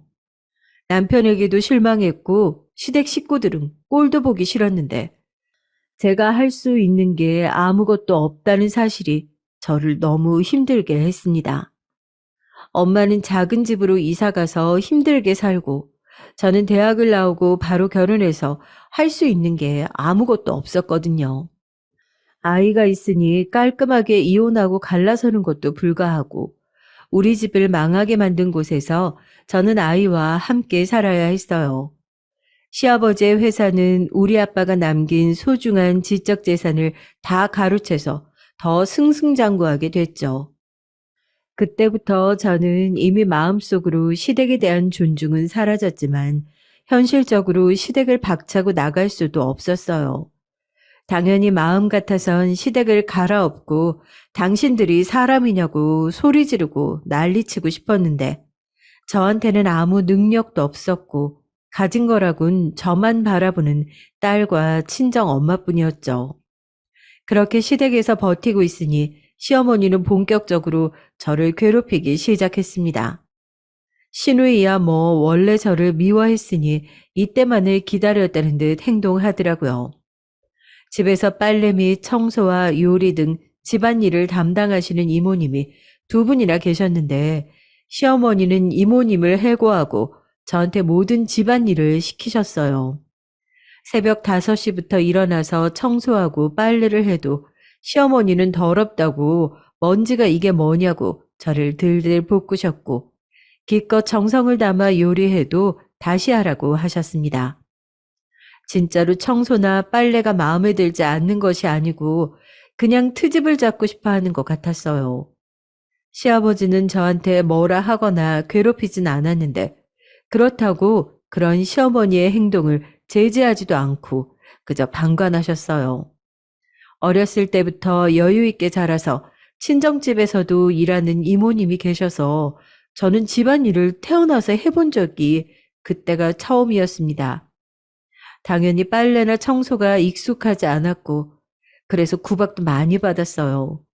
시어머니는 제가 조금만 표정이 안 좋아도 싫으면 네가 나가라고 하셨죠. 당장 나가면 진짜 길바닥에 앉아야 하니까 버티고 버텼는데 시누이와 부딪히는 일도 많았습니다. 언니, 이 옷 망가졌잖아요. 이렇게 세탁하면 어떡해요? 미안해요. 제가 잘못 봤어요. 다리미로 피면 괜찮을 거예요. 금방 해줄게요. 이거 제가 손빨래라 하라고 했잖아요. 언니 이거 물어낼 수 있어요? 돈도 없으면서. 짜증나. 아가씨는 제가 원피스 빨래를 잘못해서 주름이 잡혔다고 화를 내며 원피스를 제 앞으로 던지기도 했습니다. 찢어지거나 오염 때문에 입지 못할 지경도 아니고 단순히 주름이 잡혔다는 이유로 저렇게 화내는 신우를 보니 비참하기 짝이 없었죠. 그 뒤에 온 말은 더 제 마음속에 콕 박혔는데 아가씨는 저를 돈도 없으면서 왜 그러냐고 대놓고 말했어요. 저렇게 말을 해도 그 집에서 시누이를 말릴 만한 사람이 없었으니 어찌 보면 시누이는 물 만난 물고기였습니다. 그러다 또 어느 사건이 터졌는데 제가 대학에 들어갈 때 아버지가 백화점에 가서 큰 돈을 주고 고급 원피스를 사주신 게 있어요. 흰색이고 무릎까지 오는 긴팔 원피스고 가슴 쪽에 브로치도 있고 벨트까지 있어서 매장에서 제일 비싸게 팔던 원피스예요. 아버지는 저에게 대학에 가서 입고 다니라고 사주셨는데 저는 막상 아까워서 몇 번 입지도 못했던 원피스랍니다. 아끼는 거라 중요한 자리에만 입고 다녔는데 예를 들면 졸업사진을 찍거나 중요한 발표 자리에 입고 다녔어요. 무려 시부모님에게 처음 인사를 올 때도 입었던 원피스입니다. 그런데 신우가 그 원피스가 마음에 들었는지 저한테 말도 전혀 하지 않고 그 원피스를 입고 나갔다가 커피를 쏟아서 들어왔어요. 언니, 이거 내가 오늘 밖에 입고 나갔는데 커피 조금 흘렸어요. 아마 세탁하면 괜찮을 거예요. 아가씨, 그래도 말도 없이 입고 나가면 어떡해요. 저는 아가씨 입고 나간 줄도 몰랐네요. 네? 지금 언니 저한테 짜증내는 거예요? 진짜 어이없어. 이깟 옷이 뭐라고 저한테 그래요? 옷이 아까워서 그런 게 아니고, 그래도 말은 하고 입을 수 있잖아요. 아가씨가 미리 말하면 저는 당연히 입고 나가라고 했을 텐데. 그만! 아주 무서워 죽겠네. 돈 줄 테니까 그만해요. 누가 보면 옷에 금가루라도 칠한 줄 알겠네. 아가씨는 진짜 그 자리에서 가방을 열고 지갑을 꺼내서 저에게 10,000원짜리를 던졌어요. 이때는 저도 참을 수가 없어서 지금 뭐 하는 거냐고 크게 화를 냈고 옆에서 저에게 딱 달라붙어 있던 딸은 급기야 울기 시작했습니다. 아가씨는 어이가 없다고 옷이 뭐라고 시누이한테 그러냐고 화를 내고 그 소리를 듣고 오신 시어머니도 저에게 그 옷 얼마냐고 본인이 100벌도 사줄 테니까 자기 딸에게 큰 소리 내지 말라며 저를 다그치셨죠. 저는 옷의 가격 때문에 시누이에게 그런 게 아니고 그 옷이 저에게는 너무 특별한 옷이었고 돌아가신 친정 아버지가 저에게 일부러 사준 거라 진짜 의미가 남달랐던 옷이었거든요. 말도 하지 않고 입고 나간 시누이는 자기가 피해자인 척 하기 시작했고, 조용하던 시아버지도 저에게 뭘 그렇게 유난이냐는 식으로 말해서 상처를 많이 받았습니다. 제가 제일 상처받았던 반응은 남편이었는데요. 그래도 우리 집이 망하기 전까지는 중간에서 중재하는 역할을 많이 하려고 노력했었거든요. 그런데 친정 아버지가 돌아가신 뒤로는 완전히 시댁편이었고, 특히 예전부터 보이던 마마보이 증상이 더 심해졌습니다. 시누이야 어리기라도 하고 처음부터 저를 미워했기 때문에 시누이에게 상처받진 않았는데, 남편의 반응은 저에게 충격적이었어요. 그게 뭐라고 집안 분위기를 이렇게 만들어? 아, 옷이야 다시 사면 되잖아. 그 옷 아빠가 나한테 입학 선물로 사준 옷이라고 했잖아. 나한테는 의미가 많다고. 아, 그럼 내가 똑같은 걸로 사줄게. 그럼 그만할래? 진짜 당신 왜 이러는 거야? 진짜 벽과 얘기해도 이렇게 얘기가 안 통하진 않겠다 생각이 들 정도로 남편의 반응은 어이가 없었어요. 남편은 제가 얘기하면 귀찮다는 식으로 반응했고, 나중에는 저리 가라고 손을 휘휘 휘젓기까지 했습니다. 남편의 저런 짓은 날이 갈수록 심해졌는데, 급기야 나중에는 바람까지 피웠어요. 심지어 저도 아는 사람이었는데 제 대학 후배였어요. 친정 사업이 무너지기 전에 남편과 사이가 좋을 때 몇 번 동창회에 같이 나간 적이 있는데, 거기서 따로 연락처를 주고받았나 보더라고요. 제가 큰 배신감에 남편에게 바람 피우는 거냐고 물었더니 남편의 반응은 충격적이었습니다. 어, 왜? 아니, 우리 집은 아들이 중요하다고 몇 번을 얘기해. 미정이는 자기가 아들 낳아줄 수 있다더라. 너도 말이라도 좀 그렇게 해봐. 아들 낳는 게 그렇게 쉽니? 아니, 가지고 싶다고 가져지는 거야? 그게 나만 노력해서 되는 일이야? 그럼, 아, 네가 아들 낳던가. 아, 왜 난리야? 진짜 짜증나게 하네. 왜? 당신 유부남이야. 아, 진짜 왜 이래? 정신 차려. 우리 딸 얼굴 보는 거 민망하지도 않아? 나중에는 울면서 얘기하자 남편은 한숨을 쉬며 저를 무시했어요. 시댁 식구들은 심하게 시집살이를 시키고 남편은 바람을 피우고, 제가 시댁에 계속 있을 이유는 전혀 없었지만 그래도 시댁에서 못 나가고 있던 이유는 아이였습니다. 시아버지는 그래도 자기 아들의 핏줄이라고 딸에게는 부족함 없이 베풀고 있었거든요. 아이가 그때 초등학교 1학년이었는데 유명한 사립 초등학교에 보냈었고 사교육도 시키고 있었습니다. 물론 시어머니는 그것도 싫어하셨어요. 오히려 남편의 바람을 알고도 눈 감아 주셨거든요. 아니, 눈 감아 주는 것을 떠나서 아들을 낳아오면 당장이라도 저를 내보내고 제 후배와 재혼을 시키려는 것 같았습니다. 진지하게 자립할 직장을 알아봐야지 생각했는데, 시댁의 2층 집을 제가 홀로 집안일을 하니 그것도 쉽지 않았어요. 식당에 가서 일하는 조건을 물어봐도 저에게 부잣집 며느리가 무슨 일이냐고 물었고, 결국 제가 구직을 하고 있다는 소식은 돌고 돌아 시어머니 귀에 들어갔어요. 시어머니는 저에게 배신자라고 혼자 몰래 돈 벌어서 집 나갈 생각 중이냐며 화를 냈죠. 이래도 뭐라 하고 저래도 뭐라 하는 것은 저도 이미 알았는데, 집을 못 나가게 하는 건 무슨 심보인지 아직도 모르겠습니다.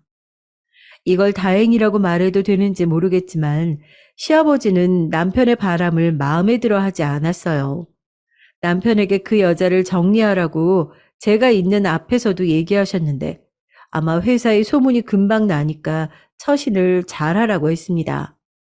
저는 그런데 시아버지가 저렇게 말해도 하나도 고맙지 않았어요. 오히려 사돈 회사를 망하게 하고 덕분에 더욱 수익이 늘어서 잘 나가게 된 것은 신경도 쓰이지 않는 건지 궁금했죠.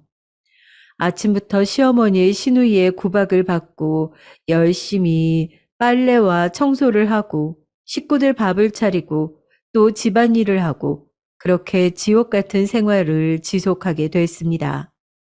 그래도 가만히 있을 수 없으니 남편이 술에 취해 돌아오면 지갑에서 현금을 꺼내 조금씩 비상금을 마련했고, 제가 빨래 담당이라 세탁기에 넣기 전에 주머니를 뒤져서 아무리 적어도 그렇게 조금씩 모았어요.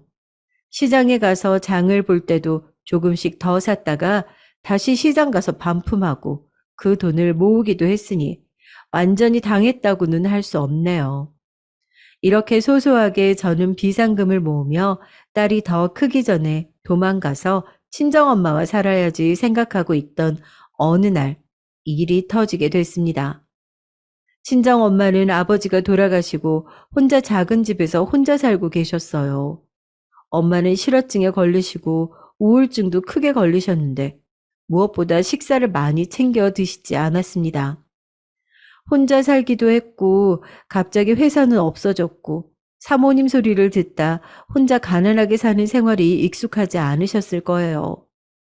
제가 많이 찾아가려고 해도 저는 시댁에서 시부모님과 같이 살고 있어서 쉽지 않았습니다. 엄마는 그래도 제가 딸이랑 찾아가면 반가워하며 좋아했는데 그러다 어느 날 전화를 받았더니 엄마가 병원에 실려왔다는 소리를 듣게 됐어요. 급하게 택시를 타고 병원에 갔더니 빙판에 쓰러져서 크게 넘어졌고 갈비뼈가 부러지고 무릎과 발목도 다치고 온몸이 성한 곳이 없어서 중환자실에 입원해야 한다고 했습니다. 그렇게 엄마를 입원시키고 일부러 시댁에는 말하지 않고 그동안 모아두었던 비상금으로 입원비를 대신하고 있었는데요. 엄마의 입원 기간이 늘어나자 비상금은 바닥을 보였고 더 버티기가 힘들어졌어요. 결국 시아버지에게 말을 했는데 시아버지는 친정아버지가 생각나신 건지 다행히 병원비를 주셨는데 문제는 시어머니와 시누이였습니다. 저한테 엄마 병원비가 얼마인지 아냐고, 이런 시댁을 본 적이 있냐고 매일 제 얼굴을 볼 때마다 말씀하셨어요.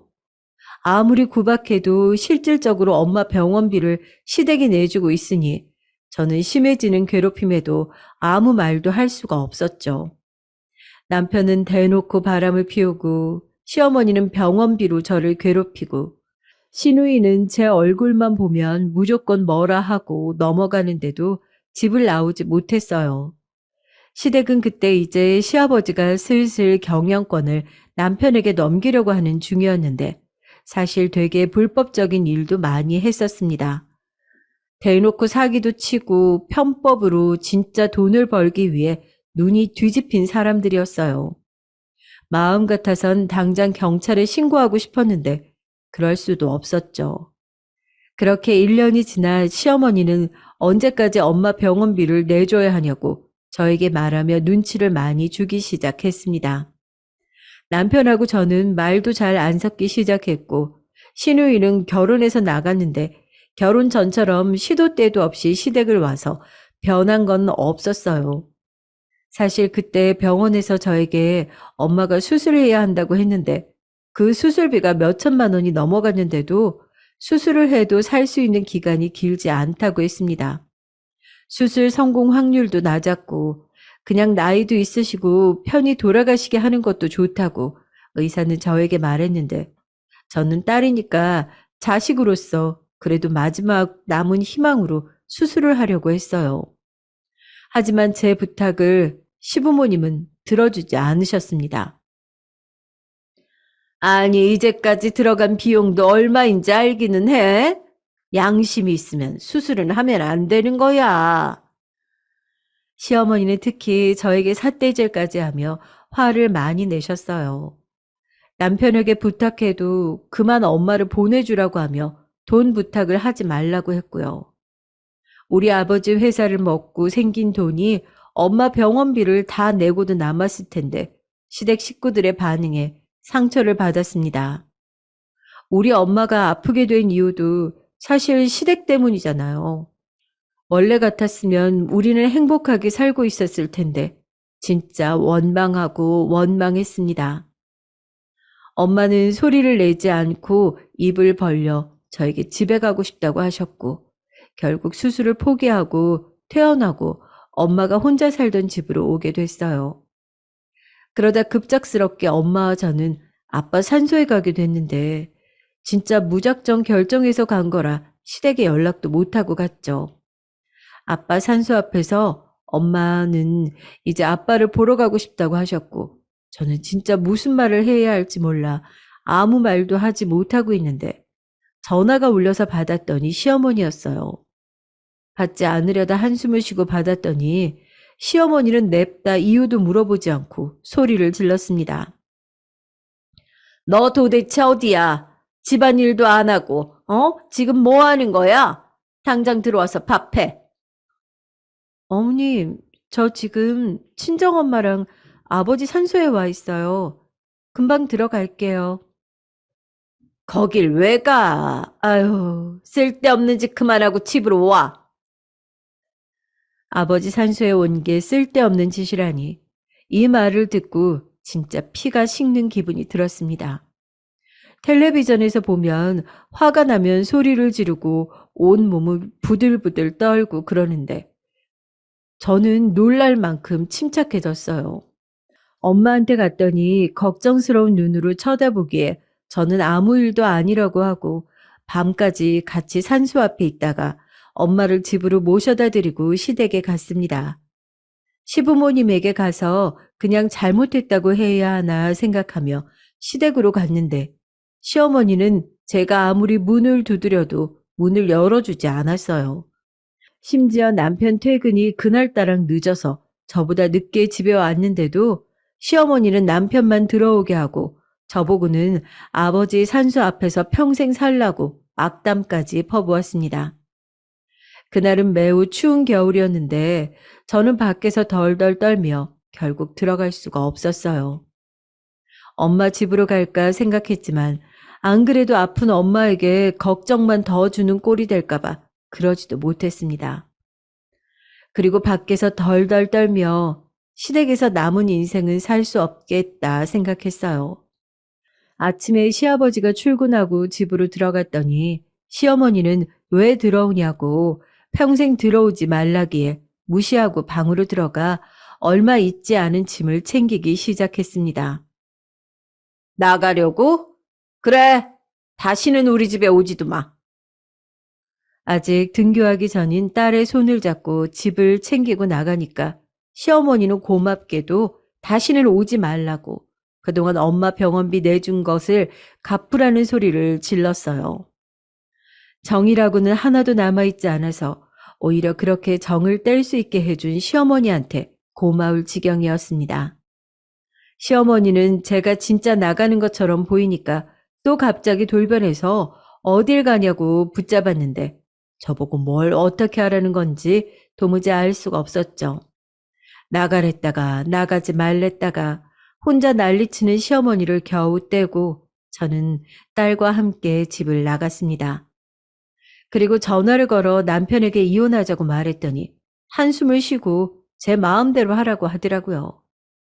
대충 예상은 했는데 이렇게 쉽게 이혼할 줄을 몰라서 웃기도 했고 남편을 마지막으로 찾아가서 이혼 도장을 찍을 때도 서로 별 말을 하지 않았어요. 남편에게 상간녀가 있다는 것은 이미 알고 있어서 아들 낳고 행복하게 살라고 했더니 저를 쳐다보지도 않더라고요. 원래 워낙 아들을 원했던 집안이라 제가 딸을 데리고 이혼한다고 해도 아무도 말리지 않았습니다. 그렇게 이혼하고 저는 엄마가 계신 집으로 갔는데 그때 엄마의 상태는 바로 돌아가셔도 이상하지 않은 상태였어요. 실제로 저와 같이 살다 2주 뒤에 돌아가셨는데 전 엄마의 임종을 지킬 수 있어서 다행이라고 생각했습니다. 이혼하길 잘했다고 생각한 게 바로 그때였어요. 엄마는 돌아가시며 저에게 통장 하나를 건넸는데 거기에는 1,000만 원이 들어있었습니다. 집이 망했을 때 겨우겨우 숨겨놓은 돈이라고 주셨는데 힘들고 더러워도 버티라고 하셨어요. 그리고 저는 그 돈과 엄마의 집을 팔고 남은 돈으로 서울의 다른 지역으로 가서 살게 됐습니다. 변두리였고 경기도와도 가까운 곳인데 시댁과 거리가 꽤 있어서 동네 주민들을 만나지 않아도 되는 곳이었어요. 비상금으로 겨우 어떻게 단칸방 하나를 구하고 딸이 학교에 간 동안 저는 식당에서 일을 시작했죠. 시댁에서 종일 식모처럼 일하던 기억이 남아 있어서 청소도 하고 열심히 일하니까 사장님이 제 편의를 많이 봐주셨습니다. 낙지 요리를 팔던 곳이었는데 딸이 하교하고 바로 가게로 오게 해주셨죠. 우리 딸을 많이 예뻐하셔서 딸이 오면 밥도 챙겨주시고 참 고마웠던 분이세요. 그렇게 2년을 일했는데 갑자기 사장님이 병이 생겨서 가게를 접게 됐다고 하셨습니다. 진짜 갑작스러운 일이라 당황했는데 제가 뭘 어떻게 할 수 없는 상황이라 어쩔 수 없었죠. 저는 일하면서 돈을 진짜 많이 아끼며 살았는데 딸이 먹고 싶어 하는 과일도 많이 사주지 못했을 정도였어요. 그렇게 돈을 모았던 걸로 작은 우동 가게를 열게 됐습니다. 진짜 작은 가게라 앉아서 먹고 가는 자리가 10자리가 채 되지 않았고 일하는 사람도 저 한 명이었어요. 메뉴도 우동과 김밥 딱 2개였는데 그래도 저는 행복했습니다. 아무래도 딸이 있으니까 혼자 그렇게 가게에서 일하며 아이를 돌볼 수 있는 게 얼마나 큰 행복인지 알고 있었어요. 그때 제 인생의 목표는 그저 탈 없이 딸 한 명 잘 키우는 거라 작은 가게였어도 행복하게 일했습니다. 물론 여자 혼자 가게를 하는 게 전혀 쉽지는 않았어요. 그래도 힘들어도 웃으며 일하려고 노력했더니 단골 손님들도 몇 생기기 시작했습니다.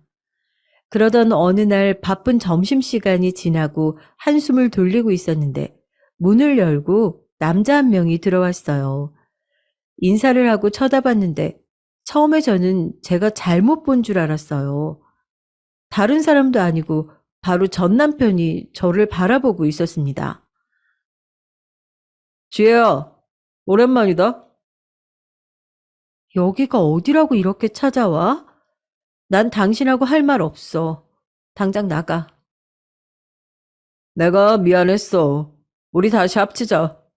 내가 진짜 미안해. 왜? 내 후배랑 바람났잖아. 걔가 아들 안 낳아준다디? 왜 가만히 잘 사는 사람 찾아와서 난리야? 전 남편은 뭘 먹어도 잘못 먹었는지 저에게 다시 재혼하자고 말했고 전 대꾸하다가 가치를 못 느끼고 계속 무시했더니 나가더라고요. 살면서 다시 볼 일 없겠지 생각했고 보고 싶지도 않은데 저렇게 찾아오니까 어이가 없었습니다. 그런데 전 남편은 그렇게 나가고도 계속 저를 찾아와서 재혼을 요구했어요. 나중에는 나가라고 해도 나가지도 않더라고요. 신랑 일을 하다 경찰을 부른 적도 있고 보다 못한 단골 아저씨가 대신 쫓아주기도 했습니다. 아들 낳을 생각 없으니 당장 꺼지라고 해도 거머리처럼 달라붙어서요. 제가 그렇게 관심을 받고 싶을 때는 모르는 사람처럼 무시하더니 왜 이러는지 이해도 안 갔고 이해해 주기도 싫었어요. 당신 자꾸 찾아오면 너희 아빠 사업 비리 다 밝힐 거야. 온갖 불법적인 방법으로 돈 버는 거 다 알아. 나 장난하는 거 아니야. 진심이야. 지금이라도 당장 경찰서 가서 얘기할 수 있어? 다행히 제가 저렇게 말하자 저 뒤로는 더 찾아오지 않았어요. 도대체 어떻게 알았는지 모르겠지만 같은 서울이니 뭐 알 방법이야 많았겠죠. 그런 걸 생각했으면 지방으로 갔을 텐데 저는 잘못한 게 없으니 당당했습니다.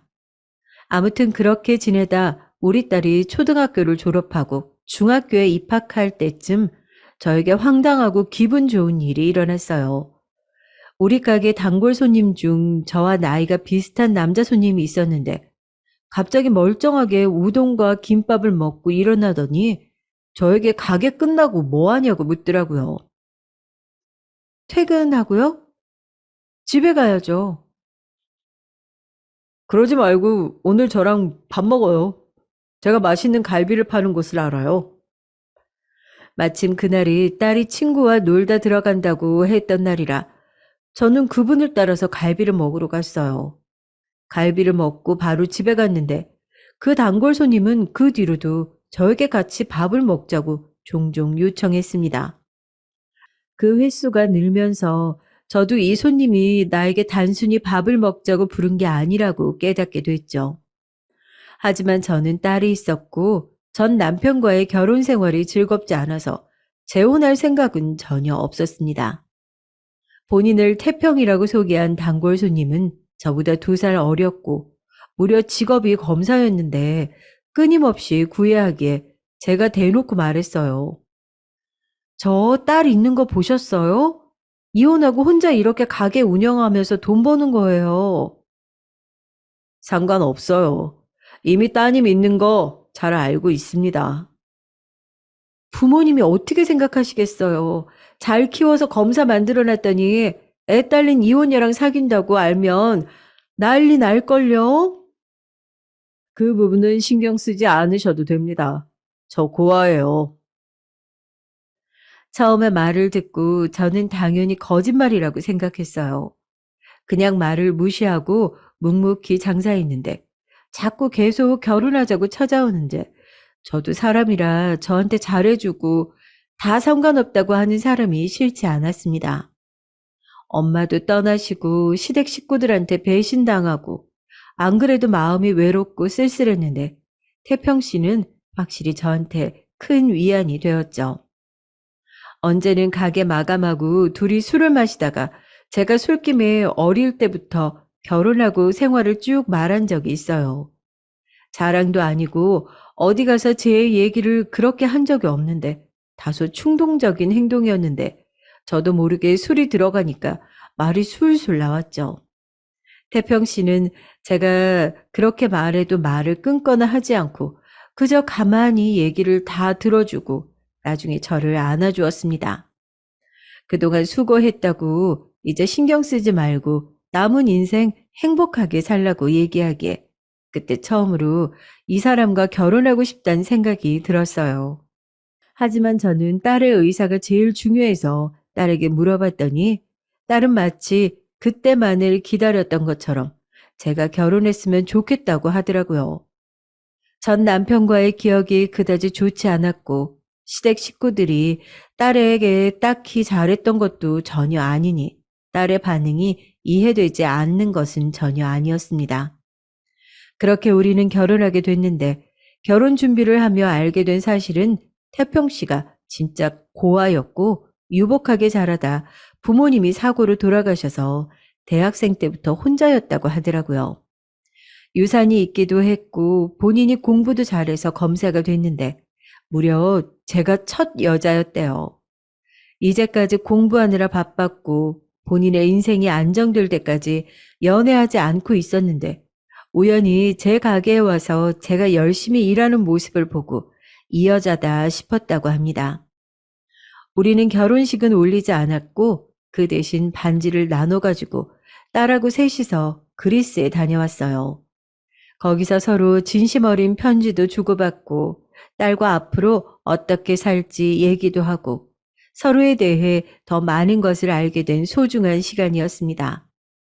남편은 결혼하고 본인이 버는 돈이 많으니 제가 가게를 접어도 된다고 했는데 정중하게 거절했어요.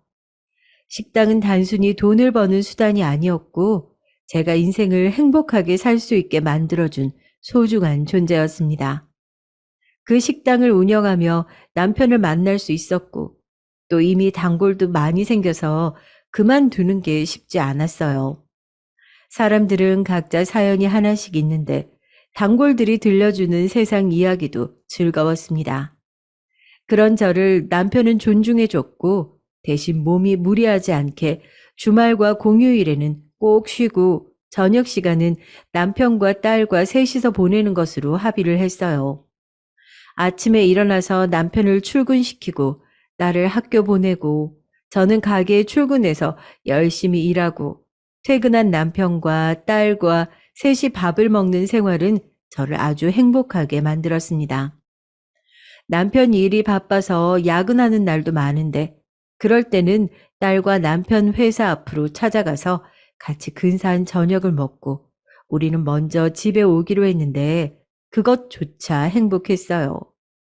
그렇게 더할 나위 없이 즐거운 결혼 생활을 하고 있었는데 어느 날 전 남편이 또 저를 찾아왔습니다. 한동안 안 찾아와서 저를 잊은 줄 알았더니 이 인간이 도대체 왜 왔는지 기가 찼어요. 내가 잘못했어. 다시 합치자. 아들 안 나와도 돼. 우리 엄마한테 그렇게 잘하는 사람은 너밖에 없어. 제발 돌아와줘. 내가 미안해. 무릎이라도 꿇을게. 여러분, 속이 뒤집힌다는 표현은 이때 쓰는 게 맞겠죠? 혹시나 했지만 역시나 전 남편이 저를 찾는 이유는 시어머니 때문이었습니다. 제가 집안 살림을 몇 년 동안 노예처럼 했으니 제가 제일 잘하겠죠. 그걸 못 잊고 절 찾아와 저딴 말을 내뱉는 남편을 보니까 대꾸할 가치도 못 느껴서 그저 쫓아내고 문을 잠갔어요. 어차피 돈이 목적인 장사가 아니니 가게 문을 닫더라도 저 인간을 보지 않는 게 정신 건강에 훨씬 좋았습니다. 그렇게 그날은 장사를 쉬고 밤에 남편에게 있었던 일을 말하니까 남편은 곰곰이 듣더니 나중에 또 그런 일이 있으면 당장 자기를 부르라고 했어요. 그리고 다음 날이 됐는데 전날에 그렇게 쫓겨난 남편이 다시 오면 진짜 남편이나 경찰을 부르려고 했는데요. 그런데 우리 가게에 나타난 사람은 남편이 아니었습니다. 저는 진짜 기절하는 줄 알았는데 바로 제 앞에 나타난 사람은 시어머니와 시누이였어요. 이혼하고 몇 년을 못 봤는데 제가 어떻게 그 얼굴들을 잊었겠어요. 잊고 싶어도 잊을 수가 없는 얼굴들이 가게에 들어오는데 그 장면이 느린 화면처럼 보였습니다.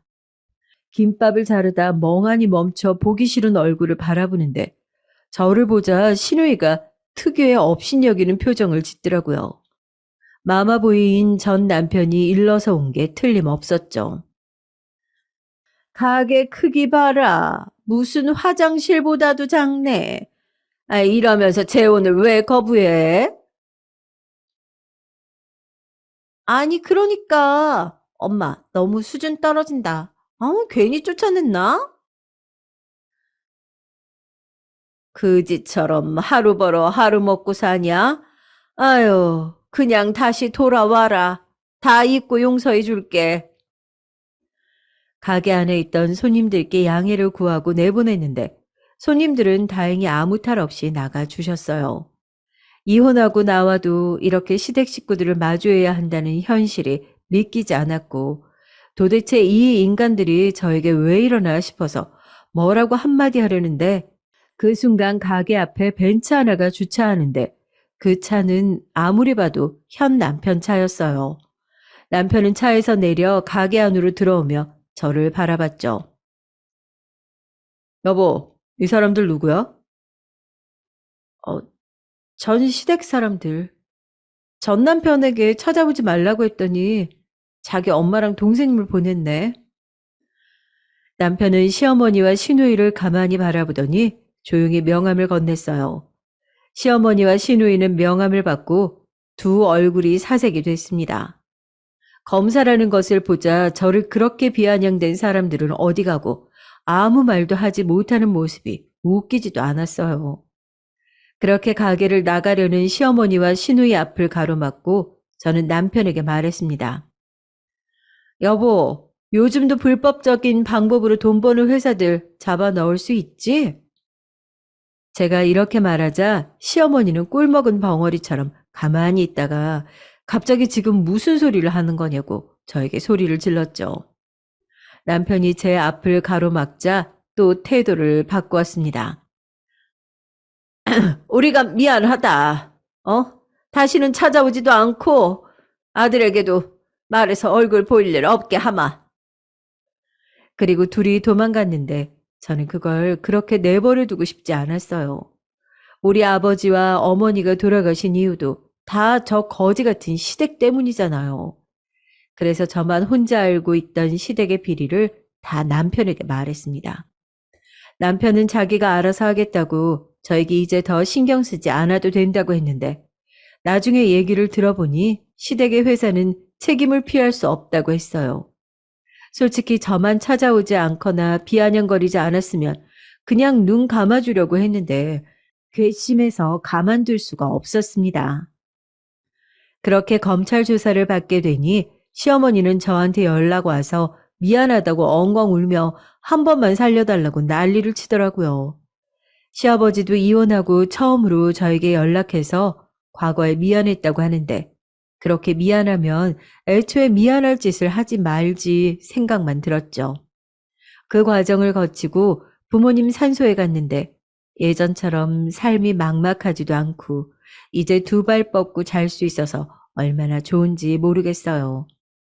든든한 현 남편도 언제나 제 편이고 우리 딸도 공부도 잘하고 말도 잘 듣고 무엇보다 지금 남편과 너무 잘 지내고 있습니다. 그리고 여러분, 저 아이도 낳았는데 그렇게 시댁에서 원하던 아들이에요. 현 남편과의 아이인데 우리는 낳기 전에 아들이어도 딸이어도 둘 다 괜찮다고 했거든요. 그런데 아들이 나왔습니다. 아들을 보니까 저에게 그렇게 아들을 낳으라고 했던 전 시댁 식구들이 생각나더라고요. 그렇게 그들이 원하던 아들도 낳고 저는 지금 새로 생긴 소중한 가족과 남은 인생 행복하게 살려고 합니다. 여러분, 다사다난했던 제 사연은 여기까지예요. 어떻게 잘 들으셨는지 모르겠습니다. 그동안 인생을 살면서 굴곡이 참 많았는데 그래도 제 인생은 해피엔딩으로 마무리할 것 같아요. 제 얘기 들어주셔서 감사합니다. 여러분도 가족들과 행복한 인생 살기를 진심으로 바랄게요.